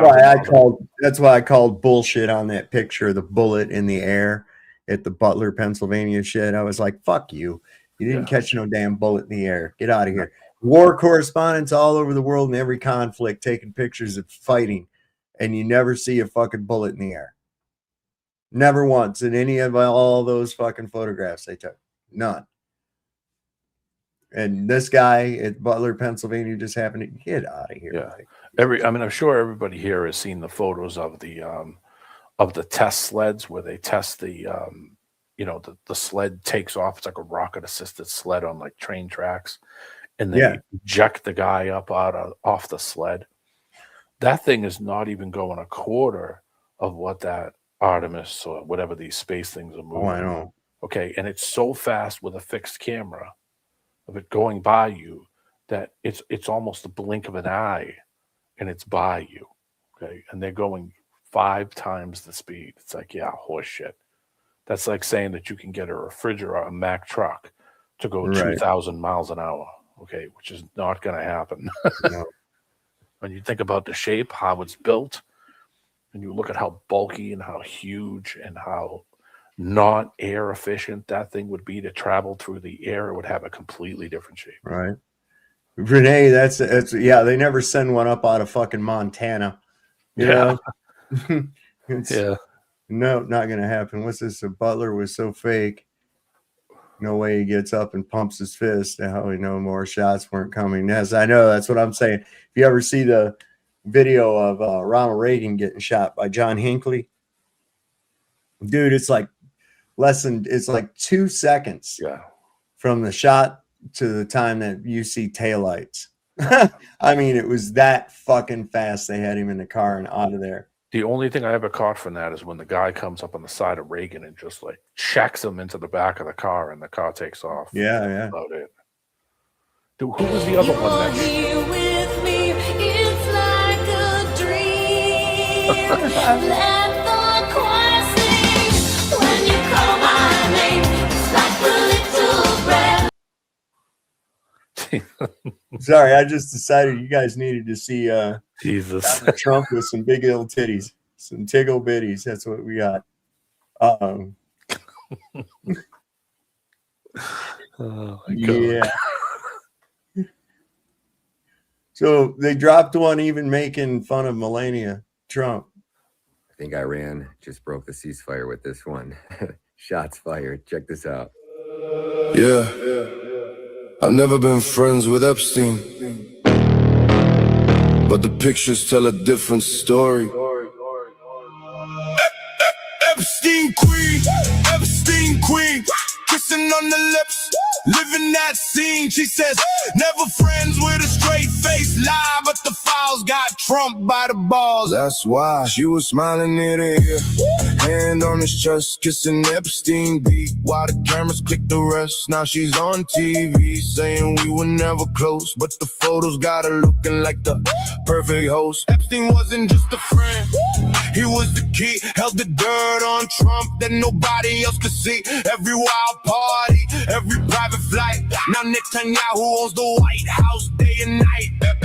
Epstein queen, kissing on the lips, Living that scene, she says, never friends with a straight face lie, but the files got Trump by the balls. That's why Netanyahu got the tapes, got the photos, got the proof. Now he pulls the strings and Trump jumps through the roof. Told him bomb Iran, start the war, light the fuse. Trump said, yes sir, no way he could refuse. Because of Melania's nights with the devil in the dark, we're stuck in this war, watching missiles fly apart. She played the perfect wife while the blackmail ran deep. Now Iran pays the price for secrets that she keeps. Sacred defense.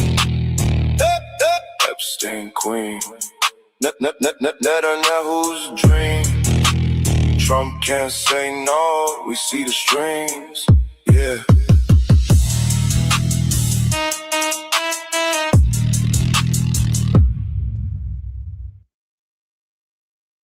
It's it's not surprising. I mean, those people control the majority of the world's porno websites and smut. yeah. It doesn't surprise me that that's their thing that they do, all over the world. I mean, they got shit on probably every politician. That's why they take the money. So it isn't surprising that, it's like, who cares? Let's just get these people out and arrest them all. I don't care who. Let's find out what the dirt is. Let's fucking get them out of office. Let's put fucking real people in there. Get these dipshits out of there. I don't care. What it affects the toasters or computers. I don't care. Right. Get them out. Get them out. Who gives a shit? And cut ties. Well, that's it. We got to stop putting our faith in other men, man. We really do. That's it. I mean, I'm not saying go and do anything crazy shit. I'm saying just where are the adults and the people in this shit? That tells you right there that there's nobody good working for us in the first place. Because if that's the case, then these people already would have been out, all of them, every one of them, and we would have cut ties. But who's going to be the person who's going to step up to do it? Nobody. So I mean, what do you do? Divorce yourself from the system. Exactly. It's kind of the only thing kind of left. But I mean, even at that point, life gets very difficult at that point when you're trying to do that. It's not, not easy. This is Artemis, or the Orion capsule, after it was recovered.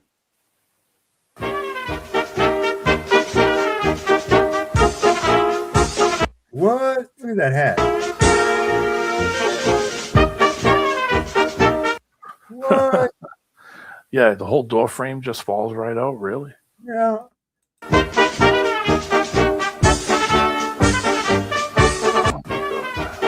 Good Lord. This just gets worse and worse as the day, every day. Every day, because there's so many people looking at it, this just gets worse and worse every day of the week. Who's looking at this? Who's Are my eyes bad? Were my eyes bad, or did that look like a monkey going in there? The whole door frame. The whole door frame is what I was looking at. There's a door frame coming right out of the fucking hole.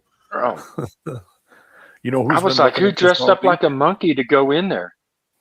Sandy found a bunch of stuff from Mandela Effects. Sandy found all kinds of crap on.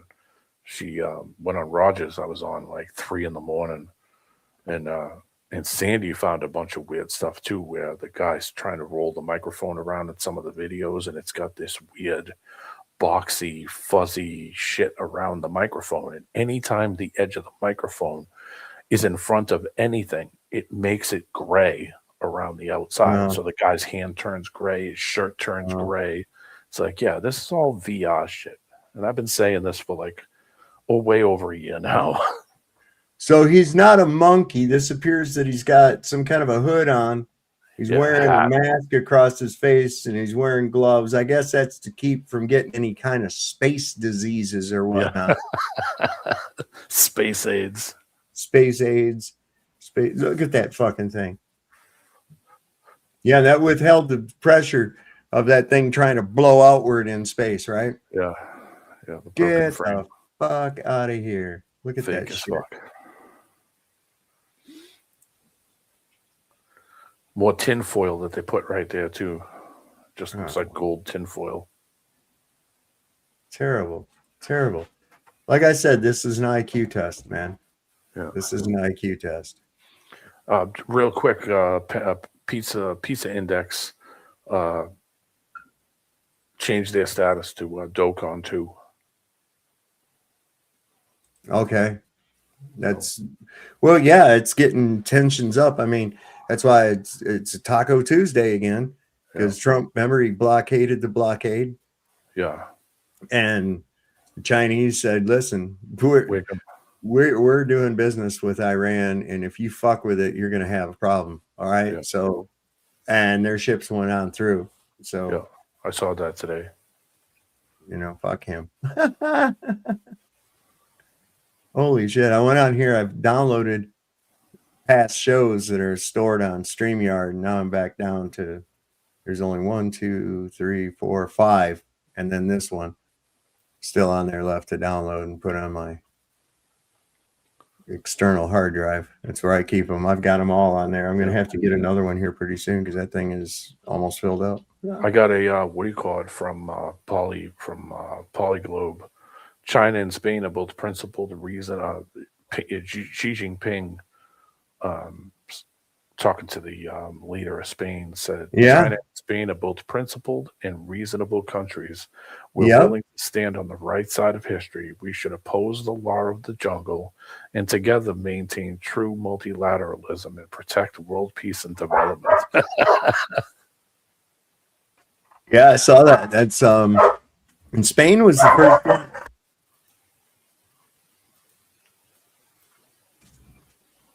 Dog just goes fucking ape shit about going outside.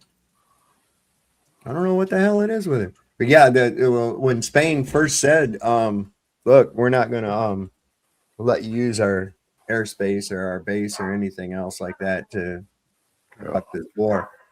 And Trump started rattling sabers with them and saying, we're going to put tariffs on you and we're going to, do this and we're going to do that. And I'm going to break all my toys. And, Iran said that was really based. Spain, you guys can go through. You don't even have to pay anything. You go ahead and go on through. and so China, being allied with Iran, they're going, yeah, okay, we can do business. We can do business. Italy's going to be next. Italy's going to be next. I have something about Italy right now. According to Italian Prime Minister Giorgia Meloni, her government will not renew a defense agreement the country made with Israel that comprised of technological cooperation and military equipment exchanges, citing the situation in the Middle East for the move. So Italy is now cutting off ties with Israel. They don't want anything to do with it. So good. That's the rest of the world needs to follow suit. Did you see that? I'm sorry, I was going to ask, did you see that Viktor Orban got voted out or whatever, frauded out, whatever it was? Yep. Now there's a lot of doom about Hungary, that Hungary is going to be the next country in a mess. Yeah, probably. But there again, how is that going to be? What we just stay away from it. It's not ours. Europe's a fucking disaster right now. Well, of course it is. You know why? Because of the European Union. Yeah. That was the dumbest shit thing they could have ever done. Just like forming the United States as it is now. Having it under the Articles of Confederacy was just dandy as fuck. Okay. You maintain your sovereignty. We're allied. We're unified in that respect. But my country is Virginia. Ryan's country is Michigan. Wherever you're at, that's your country. People, well, that's my state. Well, what the fuck do you think a state is? Come on. That's country and a country. Right. Country and a nation. Together we form a nation. Yeah. Country and a nation are not the same thing. Like the Navajo Nation was comprised of many tribes of the Southwest. Yeah, so the tiny hat clusterfuck that is the Iran war, kind of low-key day. Trump's blockade, yeah, it didn't stop any ships. How the fuck are you gonna stop any ships? It's logistics, right? And several ships did go through the fucking Straits of Hormuz. One Iranian ship went right through, out into the Persian Gulf, out into the fucking Indian Ocean. Zero fucking problems. Because of blockade, you have to line up ships front to ass to prevent anybody from coming in, right? We can't even get any of our ships within 1,000 miles of the Iranian coast because of the ballistic missile threat and the drones.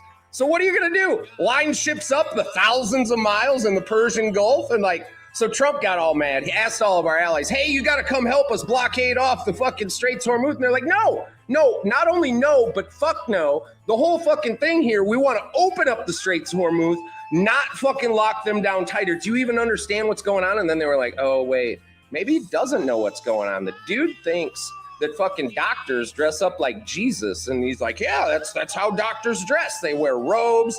They got long hair, and their hands glow because they had nails through them. And it's like, what in the fuck is in the water that gives presidents fucking dementia? Because this is just got real Joe Biden feels going on here. The only good news is the ceasefire is actually holding between Iran and the U.S. No shots being fired back and forth. Israel, on the other hand, handling it like any other ceasefire. They're still just launching shit back and forth. America's probably like, hey, yo, Israel, this is a fucking ceasefire. Like, you got to stop shooting motherfuckers. And they're like, oh, okay, so just shoot half the missiles. And they're like, no missiles. They're like, third? No, 0 missiles. You can't shoot any missiles. Israel's like, okay, so just 50. And they're like, no, you can't shoot any missiles. Cease fire. Stop firing. Are you not familiar with the term? And they're like, oh, so we just got to stab them? So we can just stab them, right? And they're like, no stabbing, no killing anybody, no killing anybody. And they're like, okay, but can we still kill the kids? Because they're just like half size, so it's not really like the whole deal. And they're like, no killing kids, no killing anybody, no shooting, no stabbing. They're like, oh, I got you. Israel's like, can we just crash some planes into their buildings and then like blow the buildings up and pretend the buildings just fell down because the planes hit them? Can we do some shit? And they're like, no, 0 killing. Israel, what the fuck? Ceasefire. Stop fucking shooting people. Israel couldn't figure it out. Shot some fucking missiles all the way to the Caspian Sea on the other fucking side of Iran, hit some of Russia's shit, right? Because Russia's also on the Caspian Sea. Hit some Russian warehouses and some other facilities. Putin was fucking pissed. He was like, Israel, you dumb fucking bastards. He's like, this is your one and only warning. You do some shit like that again, and we're coming into the fucking pool. Turkey heard this, and they were like, yeah, we're in on that too. Erdogan fucking, he got on there and he says, if any more aggression is handed out to either Iran or Lebanon from Israel, Turkey's like, we're getting in this fucking fight. This is going to be the whole fucking world pretty soon united against Israel and the United States. Like, that's what it's going to be. All of our, nobody's fucking doing shit because this is fucking retarded. The only off-ramp here is going to be the fucking economy forcing fucking Trump out of this. This is just, there is no off-ramp to win other than maybe Donald Trump can just lose his mind and they could just like dress a doctor up like Jesus, send him in there and be like, hey, I'm Dr. Jesus, and I'm here to tell you you've won the Iran war and they've surrendered, and then just give him like an autographed picture of like the Ayatollah Khomeini, and we can just be like, war's done, dude. Ayatollah fucking signed his picture, gave you the autograph. It's all fucking done. War's over. We're good to go. I think this is the way to do it. So somebody fucking see about getting Dr. Jesus in there to tell Trump he's won the war, and we might all be good. There we go. Solving problems, thinking outside of the box. Good luck to us all. Long live the Republic. The way he says that now. Yeah, Long live the Republic. Like, yeah. Iran is demanding up to $270 billion in compensation from Bahrain, Saudi Arabia, Qatar, the UAE, and Jordan, claiming they enabled U.S.-Israeli strikes by providing airspace, bases, and territory. So now this.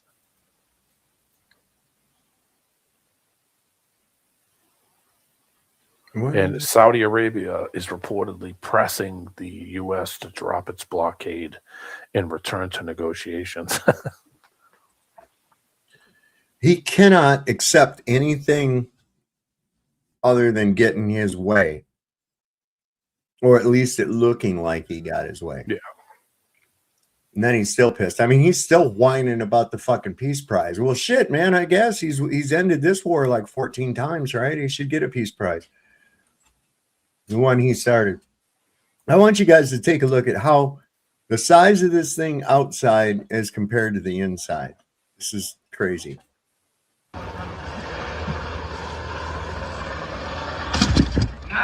Yes. Do it. Say it. Yes!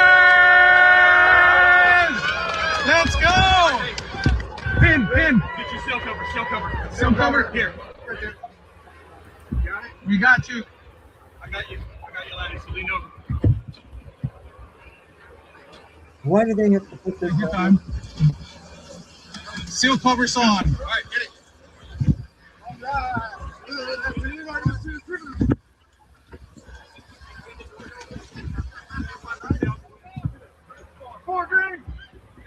Fort Green. Ike, welcome home. Christina, welcome home. Yes. Jeremy, absolutely welcome home, brother. There it is, Reed. What's up? Welcome home, brother. Thank you. All right. Thank you, thank you. I also have something for you. Not worried about getting out of that fucking thing? Oh. The walls in that thing are crazy thin. They'd have to be. That thing would sink like a rock. The U.S. Navy. I thought they all had panels in front of their faces and stuff. Like when they were taking off, it was like they were all sitting back with like some kind of LED panels in front of their faces. How did they get out of all that stuff in reality when they were getting in it? It required people to help them strap in and move all some shit, and that guy just stepped into it like it was a friggin' porta-john. Mm-hmm. I don't know how. It's so none of it makes any sense, but these people will believe it. So they were breaking on Polymarket. They're saying that the U.S. Navy just confirmed that it lost a $240 million reconnaissance drone in the Persian Gulf last week. Mm-hmm. Just for one drone, 200. Said it crashed. They said it crashed. Fucking thing got shot down. You sure are having a lot of fucking planes and shit crash. Man, the amount of money over the last 2 weeks has got to be way into the billions, maybe tens of billions. Make it rain, baby. Make it rain. That's what Trump's doing. They don't care. He's trying to kill us. He's trying to kill us. I'm sure of it. You remember Maria Abramovich? Yeah. Listen to this. The Trump is the best thing happened ever to us. Because she believed, not her, but the entire population of this Nordic magician, that he is the magician of the highest order, that he is there in his irrational mind to create confusion in order that the human being can find new order. And it's not so stupid thinking about this in that way. It's completely turning things upside down. Because since Trump is around, things are changing. The Trump is the best thing happened ever to us. She's one ugly broad. You're muted. I'm sorry. She's like 70-something years old. How'd she say look that young? Well, I mean, yeah, she's definitely a vampire. Chosenite. But that's amazing. But there's more about that. Him being the magician card in the tarot. Yeah. Let me see. I had that here someplace. So Ukraine and Norway signed a defense partnership declaration.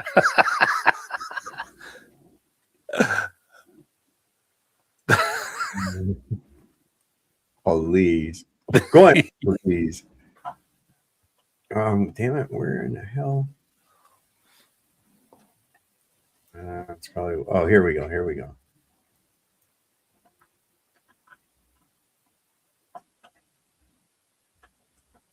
Are y'all truly ready for this deep dive? Because it goes back decades. Didn't I just tell you last week that Apollo, Apollyon, Abaddon, Helios, Lucifer was coming back through the art she's making? What do you know? They're the same exact being.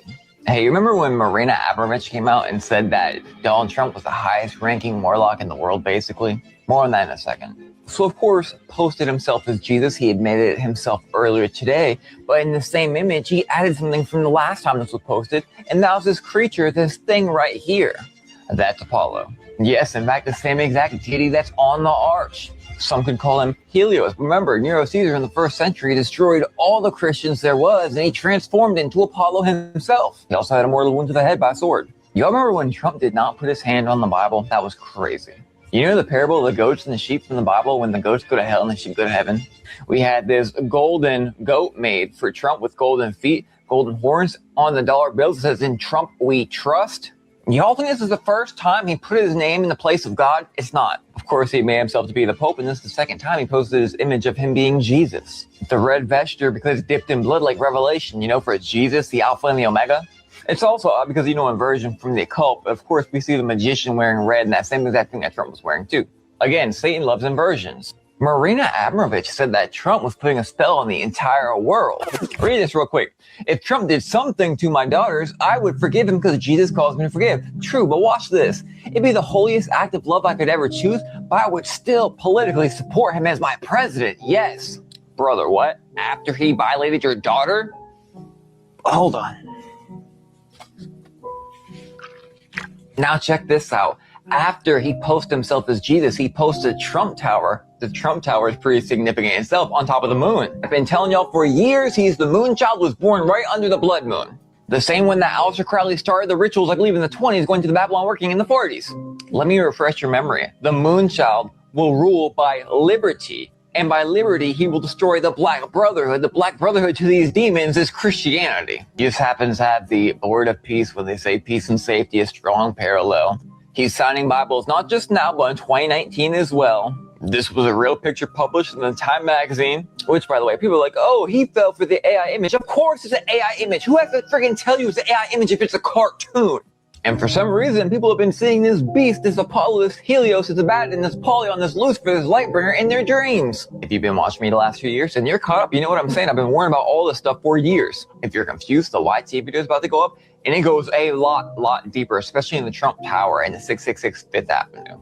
All you gotta do is search Real Moon Henry. But of course, don't mind me, shoot the messenger. Entertainment purposes only.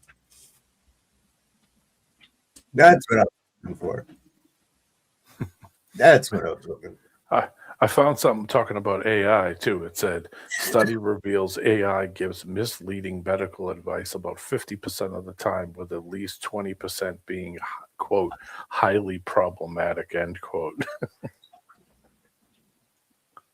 God. Hey, do you remember baby Jessica? Yeah. She was just arrested in Texas and charged with assault.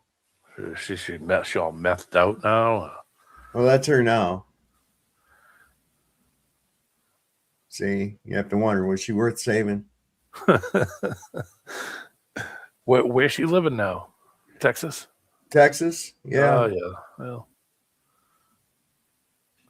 I wish her well. I can't believe that she's 40-something years old. Hold on. There was an article on it, too. Let me see. Let me pull this up real. It won't let me look at that one. I saw another thing. She's like, well, she was 10 months old in, what was that, 1986? Yeah. Late 80s or something. And so here she's like, what, 50 now? 40? Close to 50 years old. Yeah, 3 minutes ago. Yeah, this is what's so crazy. 1987. 87. Yeah. So what's that? She's 40 now. 40. So this thing was just had been come through the thing at so many 1,000 degrees, and they just float up to it. And see, this is what I don't get. This don't make any sense to me. What the fuck was that? An igloo cooler? You know, or what's that one? Yeti. Come on, that's fucking not possible. I'm sorry. That just not even possible. If there was something like that, then they could make a fire truck out of that same shit. Yeah. You could drive roll right up into a fucking building and put it out. Yeah, exactly. Wouldn't even have to put anybody into the fire at all. Nope. Like the ambient heat from that would have melted the rest of that vehicle. Just the ambient heat around it would have been enough to melt. And like was said when I showed that camera view in there, those walls are not thick at all. No. I think it's total horseshit. That thing would have to be way thicker and way bigger and way heavier to deal with all the supposed forces that they're talking about, and the heat and the radiation and the, what do you call it? They're all full of shit. Let me see here. I have to go back down now. Oh yeah, they said this is crazy too. This is actually happening. When you go to get something delivered now, the tariffs are being paid. You have to pay them out of your pocket. Watch this. Wait, so if I don't have a check for $63, I can't get my packages? Correct. When did this start? Because I don't have checks. I only have a credit card. Can you take a credit card? I don't take that. So I ordered something, and if I don't have a check for $63, I can't receive it because of tariffs. Mm-hmm. This is wild. I know. It is wild, and I'm sorry. So what do you do with my packages? So I would have to go to the bank, and I have to hold them for 3 days. Let me go see if my mom. You get 3 attempts. I don't use checks anymore. I use credit card and Apple Pay. Hold on. Let me go look for a check. Hold on. I got no checks. So what do? I got to go get a check from the bank, and you'll come back tomorrow? Yeah.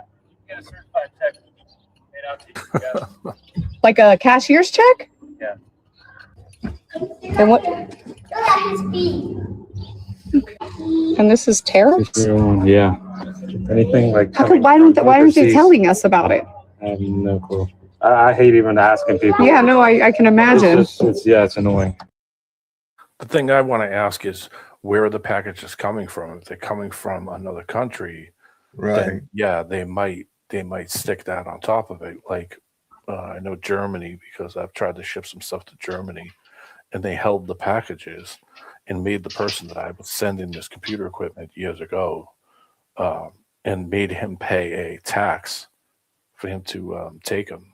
But I mean, I get stuff shipped to me all the time, and I've never had any of that. I've never had anybody come up and demand a check. So I don't know. Maybe it's because it's coming from another country, possibly.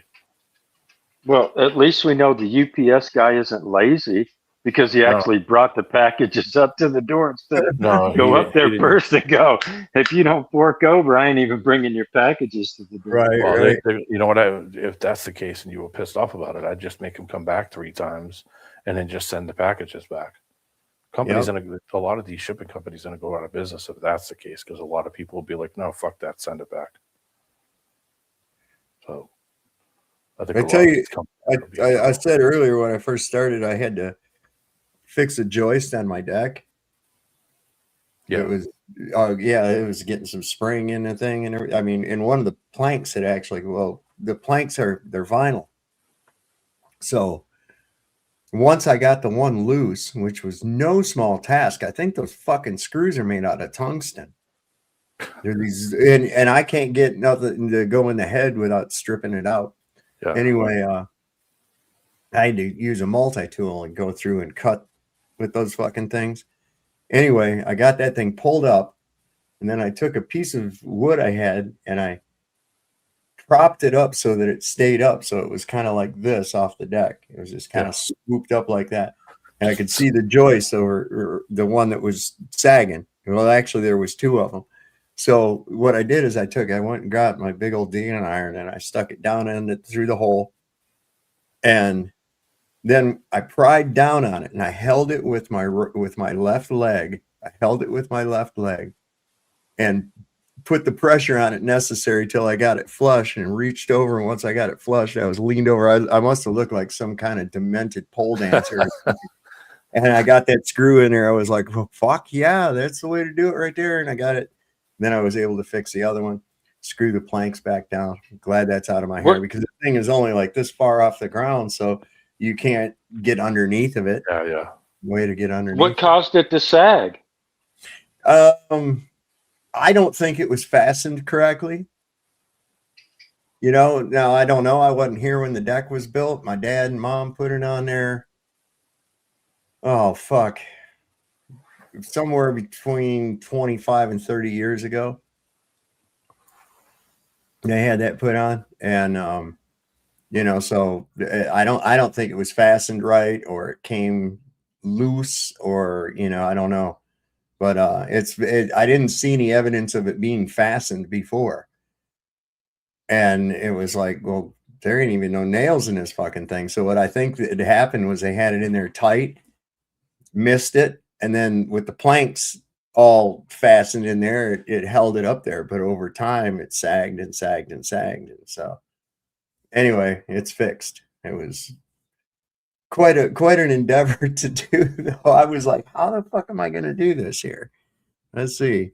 You know, and I have to stand over here so I'm not on the joist or putting any pressure on that while I'm trying to lift it, you know. So I was able to do it and put that pry bar down underneath the joist and then push down on it with my left leg and then lean way over and then, you know, have to try to adjust the pressure with my left leg till I got it right to the right spot. And I was like, put it in. I was like, fuck yeah, perfect, right on. Did they use special bits on those too, like a star bit or? Yeah, they're really small. The heads on the things aren't much bigger than the screw itself, the old ones. Yeah. And I just used regular star bit deck screws that I had left over from putting that ramp on my daughter's deck the other day. So I still got about a half a box of those. So they're expensive. Those deck screws and stuff. Yeah, well, it comes with a free bit though. Yeah, the ones that, because we have those. My back deck has got those like fake planks. They look like wood, but they're not wood. They're supposed to last like 20 years. Yeah, that's what these are. They look like it, but they're vinyl. There's some kind of composite. You know what I liked about it is you had another advert for your multi-tool. Yeah, right. That thing, I tell you what, that thing comes in handy. That thing is handy as a they are. pop in a shirt. You know what I mean? What's happening, JB? You there? Yeah. I have no I gotta say, when you got a stripped screw like that, you take solder. You put solder in the hole and then ram the screwdriver in before it cools. Makes a big difference. These are way too small for any of that. They really are. I got screw extractors, so they wouldn't even work. Yeah, I think the screw is actually made out of tungsten. I really do, because I went what through. What you're talking about is it's called Hardy board. No, this ain't Hardy board. The stuff he's talking about, the stuff that's lasted 20 years, like a vinyl. It's like they call it. It's Hardy board's one of the brands. It's a composite decking. Hardy board's a type of siding, and it's like no, they make a plank too for decking. They make both. Right. Yeah, this isn't Hardy. I know what you're talking about. They got those little cups on the bottom of them. They're side up. These come like lumber. I don't know. They put them on there 30 years ago. They're still good. A regular wood deck would have wore away by now. Oh, absolutely. So yeah, it's got more life in it. I'm going to take the lattice off the edges of it and replace that. But Jesus Christ, you know, one of them, one sheet of that lattice is like $40. That vinyl. So I don't know. We'll see. Yeah, all that stuff's expensive now. Everything is. Need to start raising my prices. Office. He'll pepper. Bobby and I usually go to the meetings together. So he'll first start off with candy bars, that little candy jar he'll call it. He'll hit the red button. Yeah. And then comes the diet soda pops, which is your dad argues that diet soda is good for him because it kills grass. It's poured on grass, so therefore it must kill cancer cells inside the body. So he'll try. Please, I'm not going to argue this right now. We were on Air Force One the other day, and I walk in there because he wants to talk about something, and he's got an orange soft drink on his desk. Fanta. He drinks Fanta. That's what I didn't want to say the brand name on the podcast. He's got a Fanta on the desk, and I say, "Are you kidding me?" So he starts to like sheepishly grin. He goes, "This stuff's good for me. It kills cancer cells." And then he tells me it's fresh squeezed. So how bad could it be for you? Okay. But then maybe he's onto something, because I will say this. I know a lot of guys pushing 80. So they're laughing about the idiotic fucking shit that the guy on the right, that's his kid. And they're laughing about the idiotic shit that this guy is saying. And this guy's supposedly a doctor, Dr. Oz. And you didn't correct him on any of that at all? Of course you didn't. You would be out of a job. Whatever that fucking orange turd says, you better go along with it. And just laugh with him, right? Fresh squeezed. He thinks Fanta comes from fresh squeezed oranges. And this is, wow. Wow. Couldn't open a fucking box that the metals come in. Doesn't know how to operate the door handle on a fucking truck. This guy's a moron. I bet you he can't find a hole. Yeah, you know what I mean? Fumbling around out there. No wonder his wife stays in New York and down at Mar-a-Lago when he's not there. She's all in New York and shit all the time. They had to fly her in to come have a state dinner with the King and Queen of Sweden, I think. I think that's who came today. I forget. But anyway, they had to fly her in from New York. She don't even stay with his nasty ass. I don't know. I have a problem with them. Like, how do they live their lives knowing all this shit and all the people that they've surrounded themselves and all the, like, I don't know how these people do function with a clear conscience every day. It's unreal. I don't either. They don't have a conscience. I think that's just it. I don't think that he actually has a conscience. It's a lifestyle. I mean, it's like a lot of people have a different lifestyle. It's almost like their lifestyle is that way, so they can't see past that.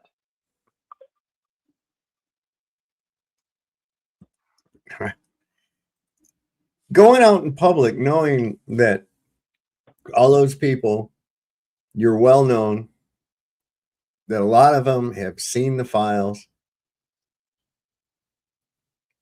They hate you. They're booing you. As opposed to a year ago when you were filling auditoriums. And now you can't even fill a fucking basketball court. Everybody boos you. I mean, what's got to be going through his fucking mind? You know, would that make a normal person kind of want to curl up in a hole and die or something? You know what I mean? This motherfucker, he don't care. He don't fucking care at all. That's what is the opinion of sheep matter, right? Anyway, here's our guy, Professor Morandi.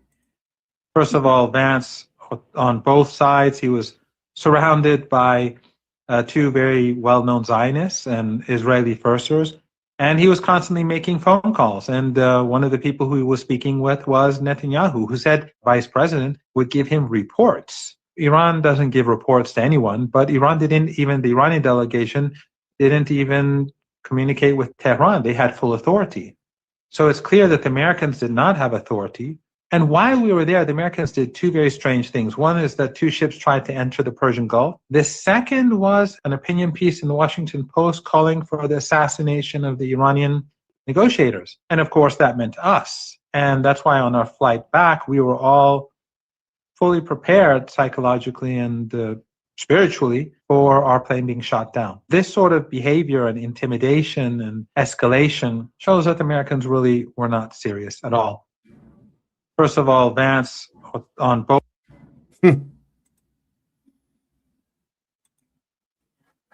They're set up to fail. They're absolutely set up to fail.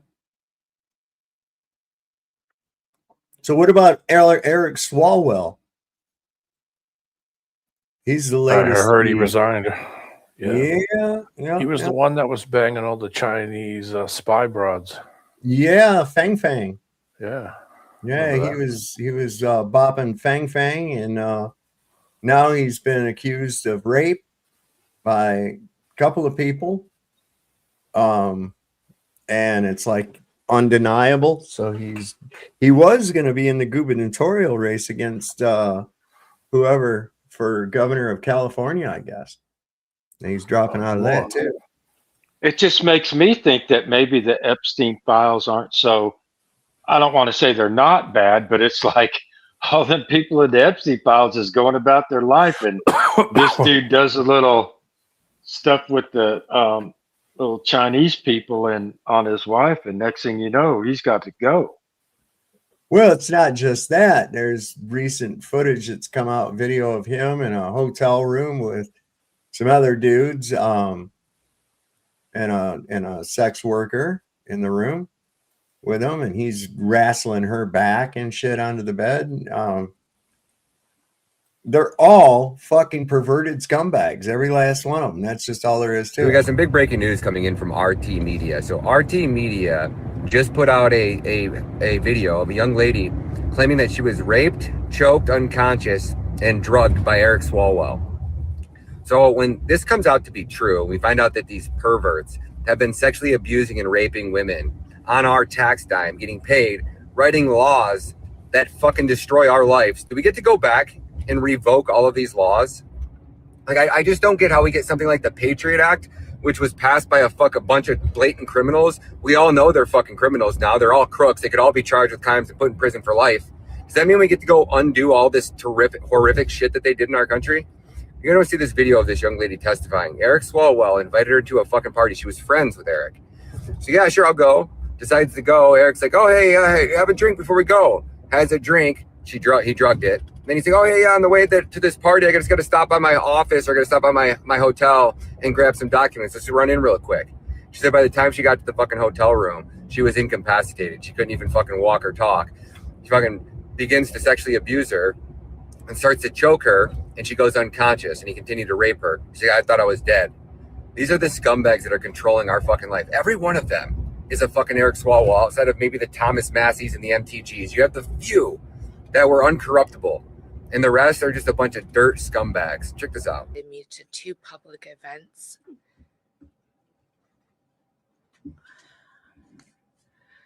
I knew he was married at the time and that his wife was pregnant. He was my friend. On the 3rd occasion, I believe he drugged my drink. I only had 1 glass of wine.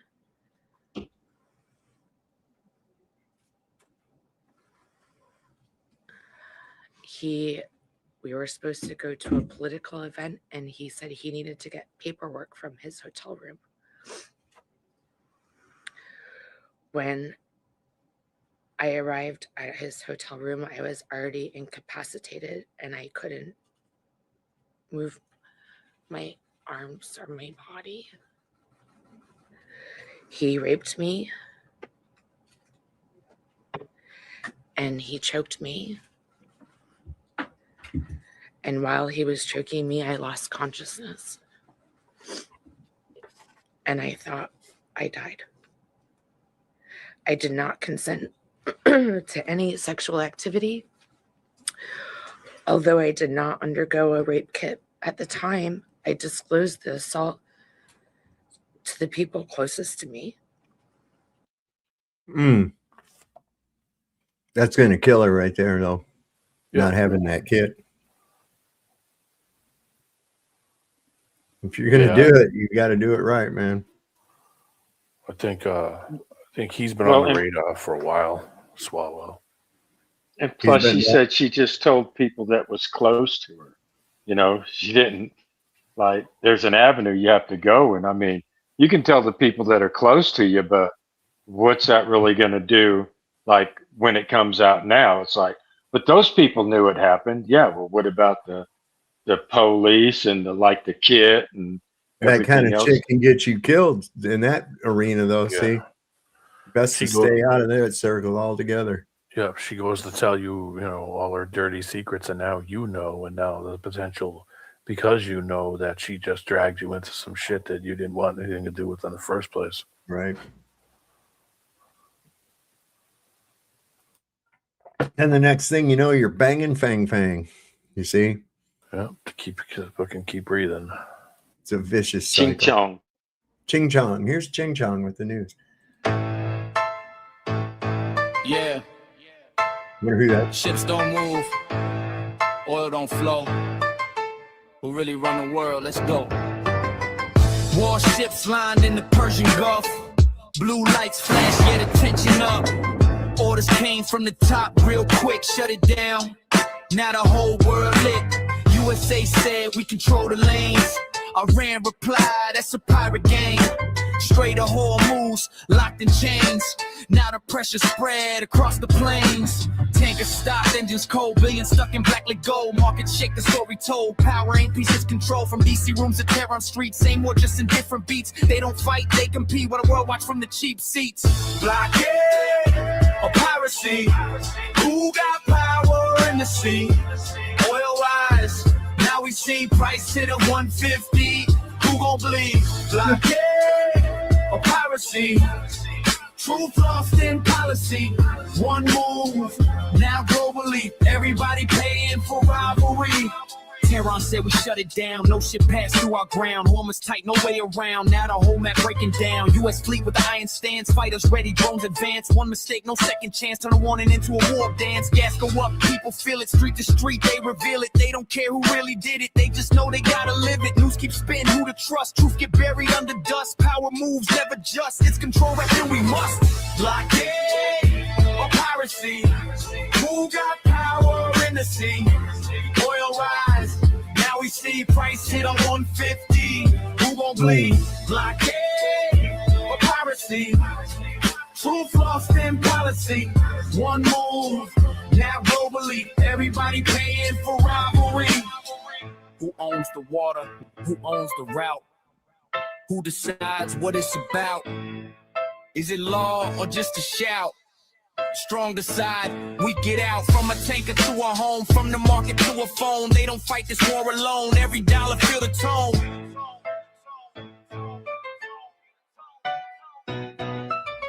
Blockade or piracy? Lines drawn in the sea. One spark, catastrophe. Now the world watch silently. Oil rise, history repeat.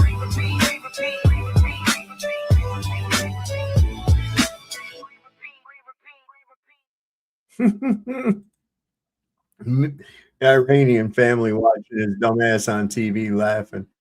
That's pretty cool. So this guy's a little bit. Best countries to marry bitches. Well, Egypt. All my life, I thought the best thing about Egypt was the pyramids.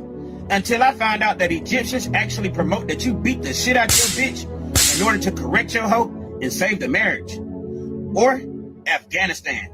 Over 92% of bitches in Afghanistan believe that their husband is justified in whooping their ass. The other 8% might not agree, but they better not say shit if they know it's good for them. Or Yemen. They ain't got no domestic violence laws. Plus, you can marry up to 4 bitches. That's a bitch to cook, a bitch to clean, a bitch to fuck, and a bitch to beat. Now, most of these countries are considered the worst place on earth to be a woman, which make it the best place on earth to be a man. Best. He got it figured out, bro. That old boy got it figured out. Here's yeah, this girl changed her story too. The DoorDash grandma. She says to Fox News that she saved $3,000 to $4,000, but when she was standing with Donald Trump, she said she saved $11,000. I think he said it, and she just agreed. You know, over half of my my amount that I earned last year were tips.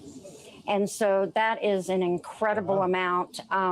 So, you know, I mean, if you really want to break down the numbers, I probably saved probably $3,000 to $4,000 with not having to pay. What is it? 11,000 or 3,000 to 4,000? Big stage crock of shit. Here's an interesting thing. A gender reassignment surgeon has come forward to reveal that Rhino Senator Lindsey Graham of South Carolina has been receiving hormone therapy treatments to transition into a female, by use of estrogen for the last several years and has recently undergone a gender reassignment operation to officially become a transgender woman.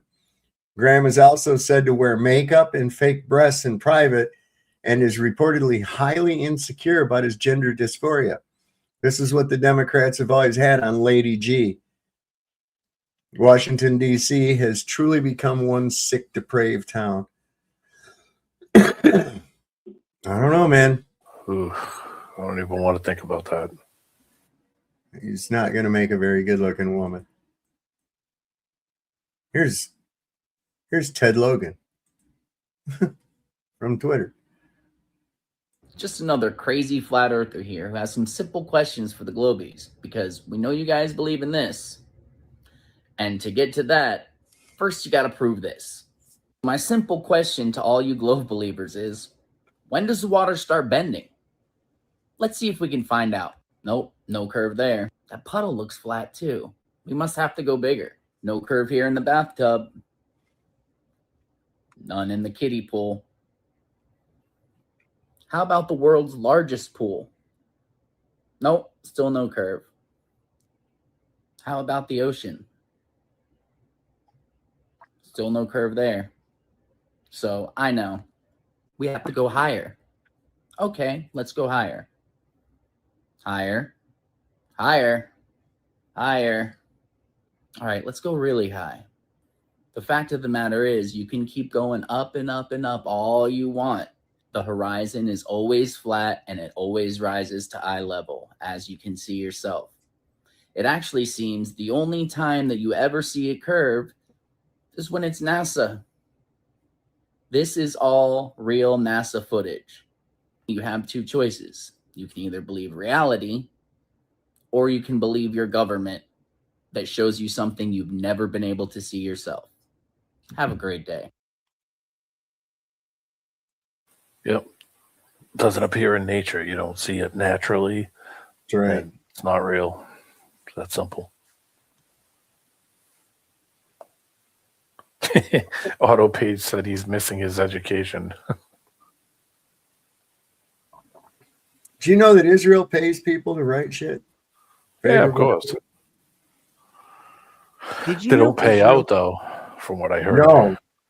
No, that's those people are still trying to get their $7,000. Did you know Israel pays people to write pro-Israel comments? During the 2008 Gaza war, we turned to Jewish communities abroad and recruited several thousand volunteers. That's Ilan Stulman, then Deputy Director of Information at the Ministry of Foreign Affairs. From an interview with the Israeli Calcalist about a new professional team of comment writers who will flood websites around the world with pro-Israeli messages, and who will participate in discussions about Israel on blogs around the world, and on websites such as Facebook, Twitter, YouTube. Twitter in particular would receive round-the-clock activity. In a pattern that would be repeated in the future, the ministry would recruit educated young people who speak foreign languages. Our people won't say, "Hello, I'm from the Ministry of Foreign Affairs," nor will they necessarily identify themselves as Israelis. They will speak as citizens and write responses that will appear personal, but will be based on a pre-prepared list of messages compiled by the Ministry of Foreign Affairs. Did you know? Yeah, of course. Of course they've been doing it. Well, they do it in Congress. You know, the newspapers do it. The newspapers do it. The magazines do it. Everybody's on the take. But some people would have some kind of moral problem with it because of their actions, but some people don't give two shits. They'll say, "Am I getting paid? All right, yeah, sure, I'll say anything." See, I'm trying to. Oh my God! Yeah, here's another Lego. This one's got him as the Jesus Trump thing. Donnie, your plastic is melting. Whoops! Nice red hat. Does it come with a brain? No! Red hat on your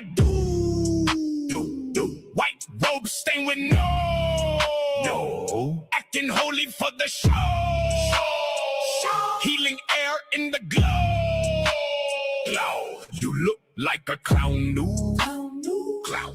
Walking through the town new. The town knew your ego is too big, goo.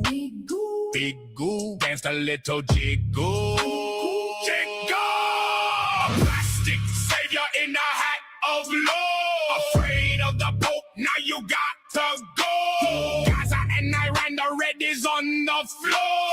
You're just a toy, watch the show. Red paint on the shoe, Lego blood in the stew. Gaza tears in the view, Iran says screw you. Sticky hands in the snow. Where did all your money go? The Pope is at the do. Knock, knock, knock. Your ratings are so low, like a squeaky radio. Radio. Click, clack, brick, boom. No one wants to know. You think you are a hero, but your points are at 0. The silence cold and low. Plastic savior in a hat of love. Afraid of the Pope, now you got to go. Gaza and Iran, the red is on the floor. You're just a toy, what's the show? Did your plastic heart just pop? So sad. The Pope says, confess, you little brick.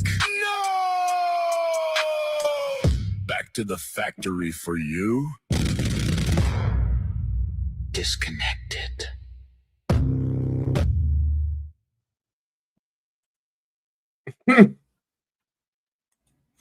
God, they just keep doing it, man. And there's another one. 10 tweets a day. It's called. He hates these too, man. Trump is typing. We won! Big victory! Yo, hold your breath.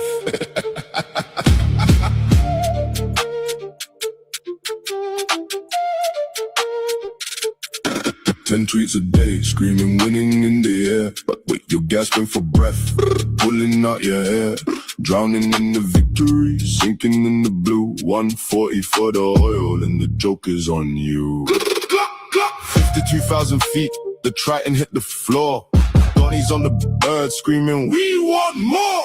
The drone is with the fishes, the strait is tight as hell. While you're telling ghost stories that you're trying to sell. Canada said peace, no more money for the fight. Your absolute victory's a nightmare in the night. 10 tweets a day, screaming winning in the air. But you're gasping for breath, pulling out your hair. Drowning in the victory, sinking in the blue. 140 for the oil, and the joke is on you. Robert Malley laughed. 20 hours in the trash, talking to a wall while the markets start to crash. Radio Israel says 0 goals achieved. You're building victories that can't be believed. From Gaza to the north, the dominoes are thin. While you're drowning in the tweet, thinking that you win. 10 tweets a day, screaming winning in the air. But you're gasping for breath, pulling out your hair. Drowning in the victory, sinking in the blue. 140 for the oil, and the joke is on you. Bloomberg dropped the price, 140 for the crude. The whole world is hungry, in a nasty mood. CNN is crying, the inflation's gonna stay. While you're on Truth Social, I'm the king of the day. Hormuz is the lever, it's the nuke in our hand. And you're just a loser, sinking in the sand. 10 tweets a day, screaming winning in the air. But you're gasping for breath, pulling out your hair. Drowning in the victory, sinking in the blue. 140 for the oil, and the joke is on you.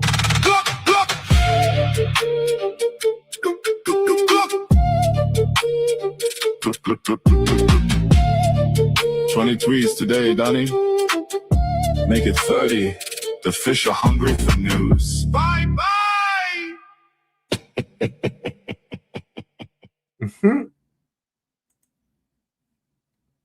Deborah just sent me one here too. It's Trump is Jesus. Play that one here in a minute. Oh, I have it right here anyway. I threw one in the private chat too. It's Bill Cooper talking about Iran and with a lot of similarities of what's going on now. All the way back in the you know, in the 1990s talking about it.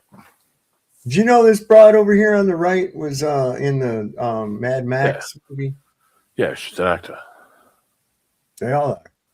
Artemis astronauts are caught being paid actors, allegedly, which means this whole thing could be fake, allegedly. This is astronaut Christina Cox. She was up there. She was the only female up there in several of the videos. But here she is again.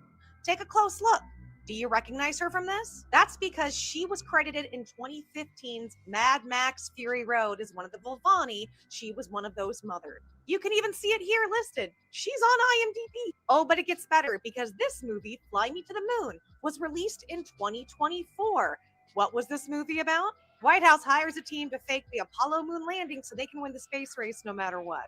The icing and the cherry in this movie, it's called Project Artemis, allegedly. And look, guys, I've debunked a lot of viral videos on people that have questions and think, oh, we faked going, and I've shut a lot of it down.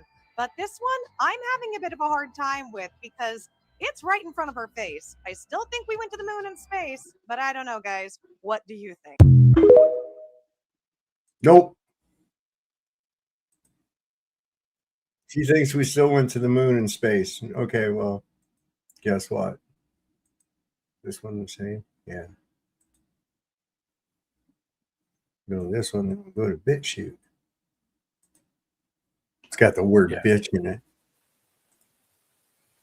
Yeah, some people don't put a lot of thought into it. That you have to have this system, it would have to be closed off. You can't just decide to go through the magic, you know, screen door. It just doesn't happen. No, it's like a screen door on a battleship or on a submarine. It's not going to happen. Yeah. You don't have it. It's can't have an open and a closed system at the same time. It's just I think the average normie doesn't have enough knowledge. Doesn't have enough knowledge in their head to understand how this system that we live in, this terrarium we live in, and how it works and how it would not work if certain things could happen. So that's, you know, most people just kind of think of it in like a fantasy land idea, but yet they don't know any details of, you know, where they live, how this system, how all these systems interact. And if this happened or that happened or this happened, you wouldn't have these systems anymore and you'd be gone. And I don't think people put enough thought into any of that. They just think about it for 30 seconds and say, well, I think we went, but did they spend any more time than they just did making that statement? no, they're just polling. Exactly. They're just polling it. Oh, well, most people think that, so I'm going to be on the winning side. Yeah. I'm just going to agree because everybody else says it. Yeah, whatever the majority thinks.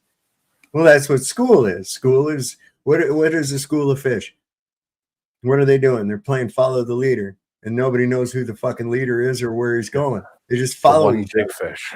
Mm-hmm. So that's what you got. That's what school is. You're just following the leader.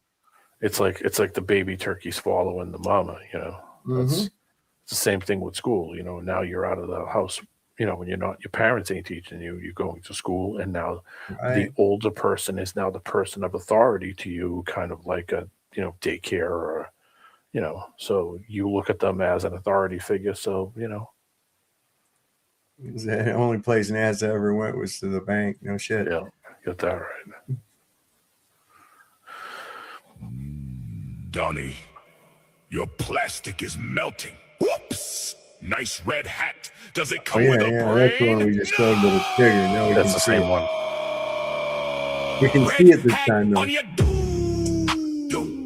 white robe stained with no. Yeah, we just showed that one. But it's bigger, which is gooder. What was this here?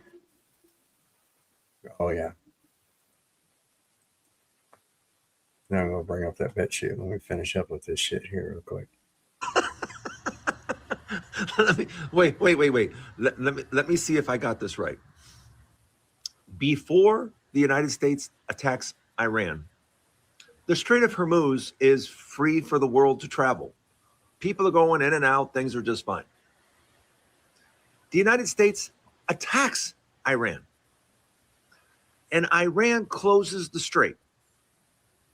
Makes the United States really, really mad. United States begs other countries to open the strait, begs them. And they're like, you did this, you fix it. It's on you. So now the United States is closing the strait, saying no one's allowed in or out. What? So the world can't get its oil and its goods, not because of Iran, but because the United States is closing the strait.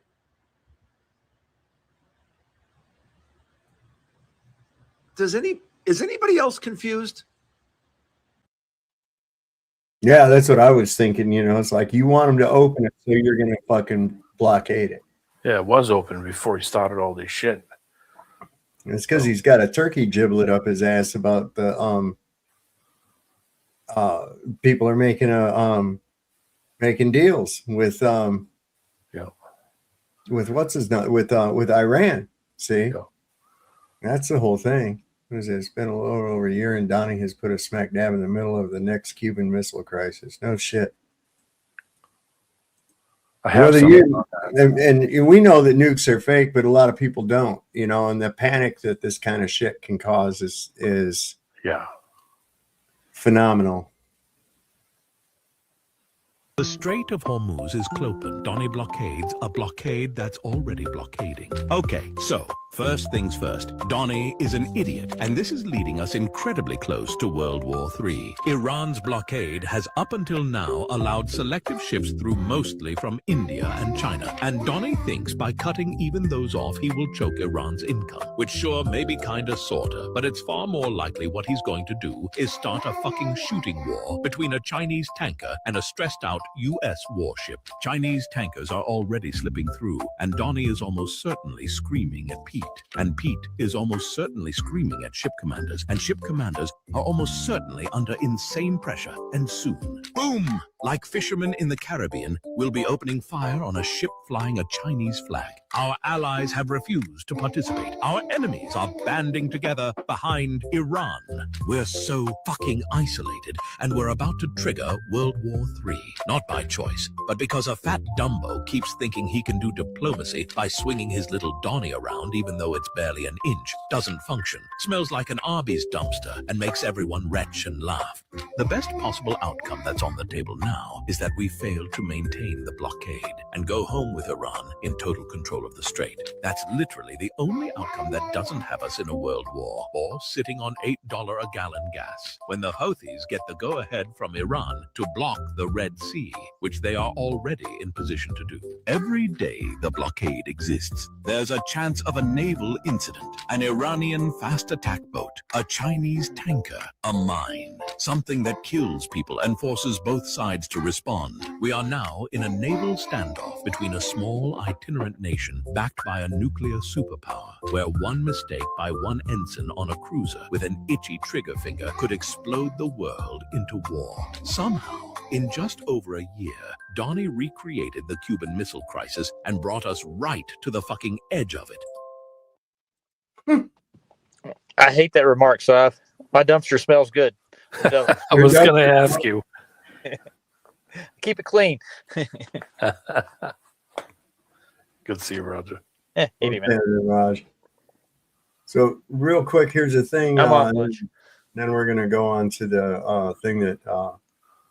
Is Saab muted? No.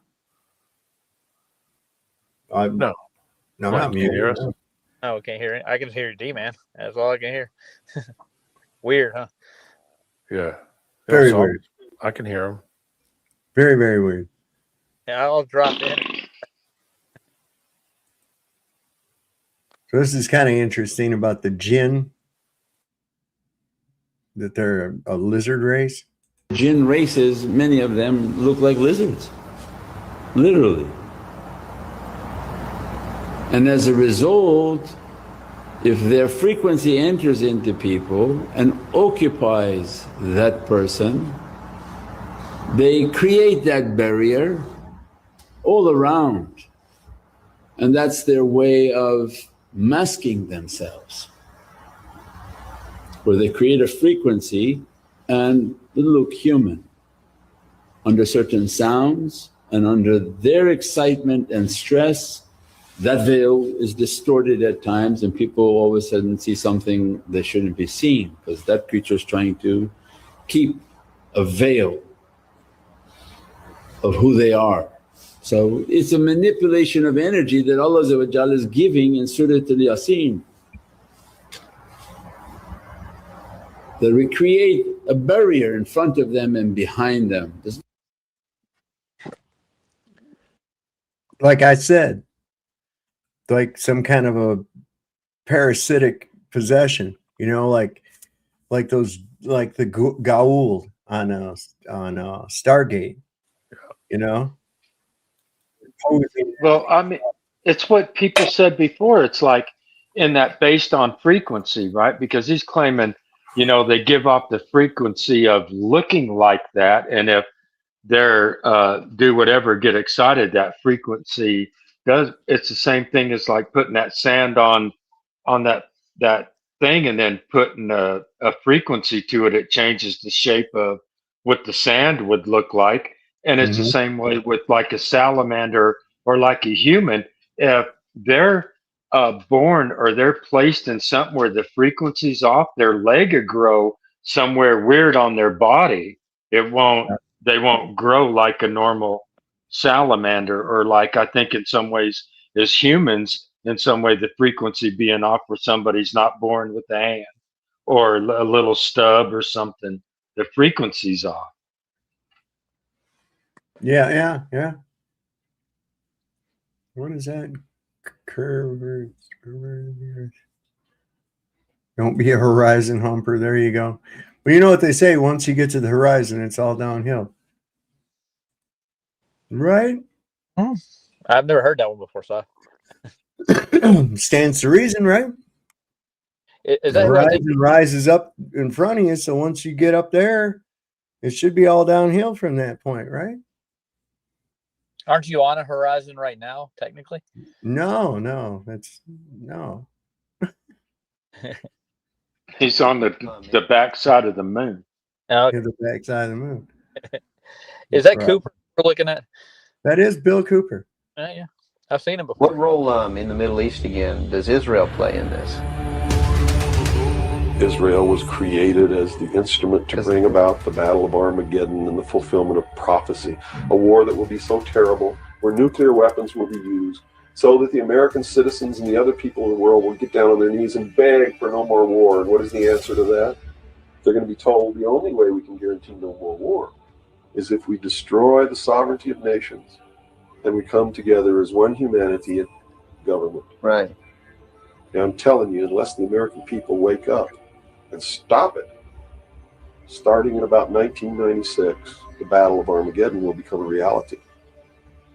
He laid out the blueprint for everything we're seeing today. He knew why it had to happen, he knew who was behind the curtain, and he knew what we should expect next. Read the book of Revelations, whether you believe in the book or not. Read it, because the men who are bringing this about are using it as their script. This interview was recorded in 1992, and as you listen, you'll understand why his blueprint still matters today. Because he said it would all unfold exactly like this, down to the smallest detail of the script. And I get people who still come to me all the time and say, Bill, you're all wrong. It's the Jews. The Jews are subverting the world. Man, it's not the Jews. It's not the Catholics. It's not the blacks. It's these men who belong to the ancient mystery schools, who meet in secret and decide the fate of the world. And they belong to all different races and all different nationalities and all different religions to the public point of view. But in secret, it's a different story. He claimed the fate of billions rest in the hands of a small group of people. And their strategy, he said, is simple. Keep us watching the circus so we never look behind the curtain. At the highest levels of all countries, they all belong to the same club. And we, the people, sit back and we watch this grand drama, which is being played out for our benefit, not theirs. If it wasn't for us, they wouldn't even have to do any of this. But you see, they just can't come out and destroy all of us because they need slaves. They need people to make their shoes and make their cars. and mine the ore. They need worker bees, and that's what we are. His name is Bill Cooper, and what you're about to hear is his warning to the world. He believed that if you don't spare the time to hear this message to the end, if you don't make the effort to understand it and finally wake up, then you're participating in the great deception just as much as they are. His words, not mine.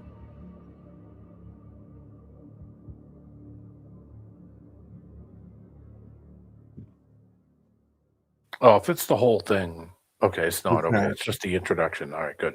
Because the whole video was like 2 hours long. Oh shit, yeah. It's real funny because when I was, in the late 90s, I used to listen to Bill Cooper way late at night, when I would get home from work, because I worked, I would get out at midnight, be home like 1:30. And I would turn the shortwave on every night and listen to this show on shortwave. I didn't know it was Bill Cooper till the news thing come out that he was killed. But I used to listen to this show on shortwave way late at night on amateur radio because I used to have a Grundig shortwave. And I used to listen to this show called Hour of Our Time. And it was, people would call in and, it was almost like an Art Bell type show. But it was Bill Cooper. And I didn't know that until I saw the thing on TV that Bill Cooper was shot. It was like early 2000s. Like right at the point right after 9/11, and I saw it on TV, and they played a little clip of his voice, and I was like, "Holy shit! It's that guy from the freaking shortwave show!"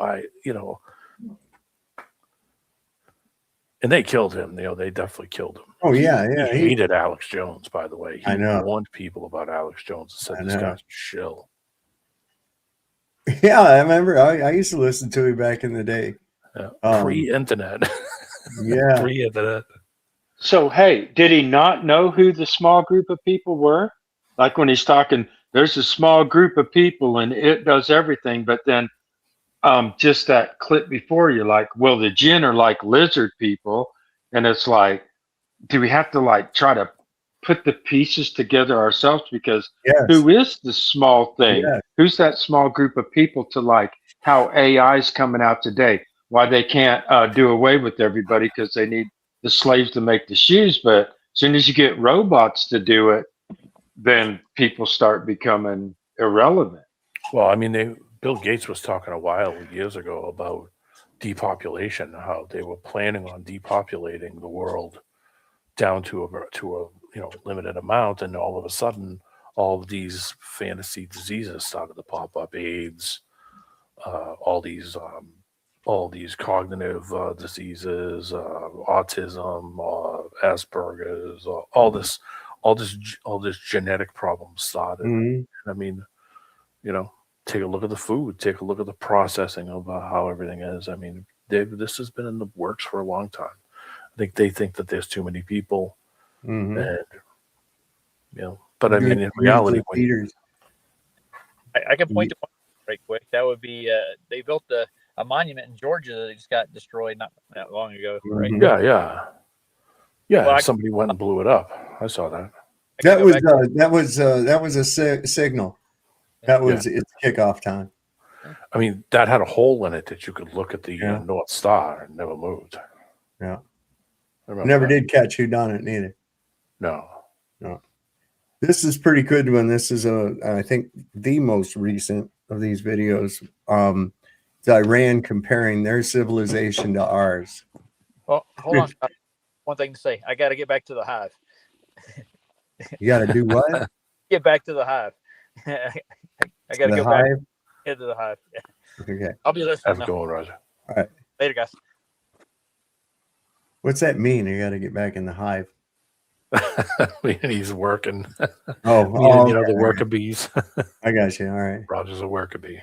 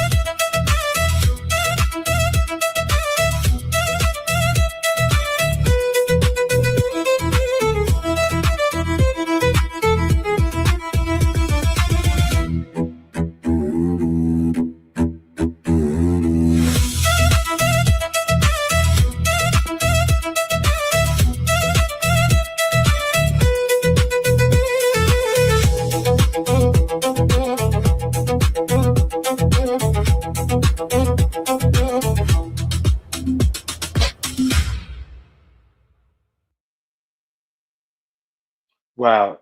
I don't know what came to my mind through that was I think that somewhere it's like the beast system, right? It's like because each of those were really the same thing. It's like almost like who can wage war against the beast, right? Because that's basically all that they're showing is what Actually they showed on theirs, the hostilities that they showed was the repelling of invaders and occupiers. And it showed that the history of any violence of the United States was always for the exploitation and for their own gain monetarily. And while Iran was building a civilization thousands of years before the USA even existed, right, bringing a lot because of I was knowledge thinking to the world. And then what do? We go around and steal shit from people.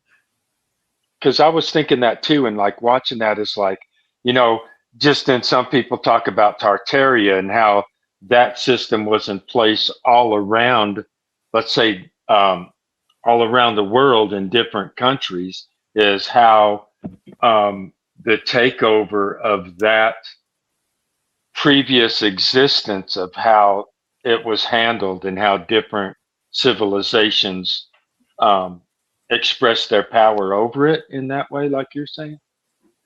Who handled it the right way or the wrong way? Or Well, our entire legacy is built off of the exploitation of other people and robbing them. That's what it showed right there. Every one of these presidents walking out of there with a big fucking assload of money. Exploitation and destruction and conquest, whereas Iran was building their own shit. You know, what do? We steal other people's shit. Yeah, and Saddam was put in there through our backing. A lot Yeah. of those countries were manipulated through us and caused problems in the Middle East and caused all the wars that we know in the Middle East, basically. And, you know, you want to read a really good book, look up Major Smedley Butler. He came up with a book called War is a a Racket. Racket. It's one of the best books you'll ever read about war and the origins of it. And then, you know, they even came to him, what was it, in the 1920s? It was after World War One. And they came into so him. there was never any wars going on there before, let's just say, the Western civilization. So there was no wars. There was nobody, only when they were attacked. Between themselves, like Iran, Iraq, Persia, whatever. Iran and Iraq at one time were all part of the same outfit, man. They were all part of Persia. Iraq broke away. I forget when, but they didn't even war against each other until the United States put them at war by having the Saddam Hussein attack Iran. But of course, this was after the Shah had fallen, our puppet government that we had in there at the time in the Islamic Revolution. They got a different mindset than we do. They got a whole different mindset. These people have been at it a lot longer. Anyway, here's Jesus Trump medicine guy.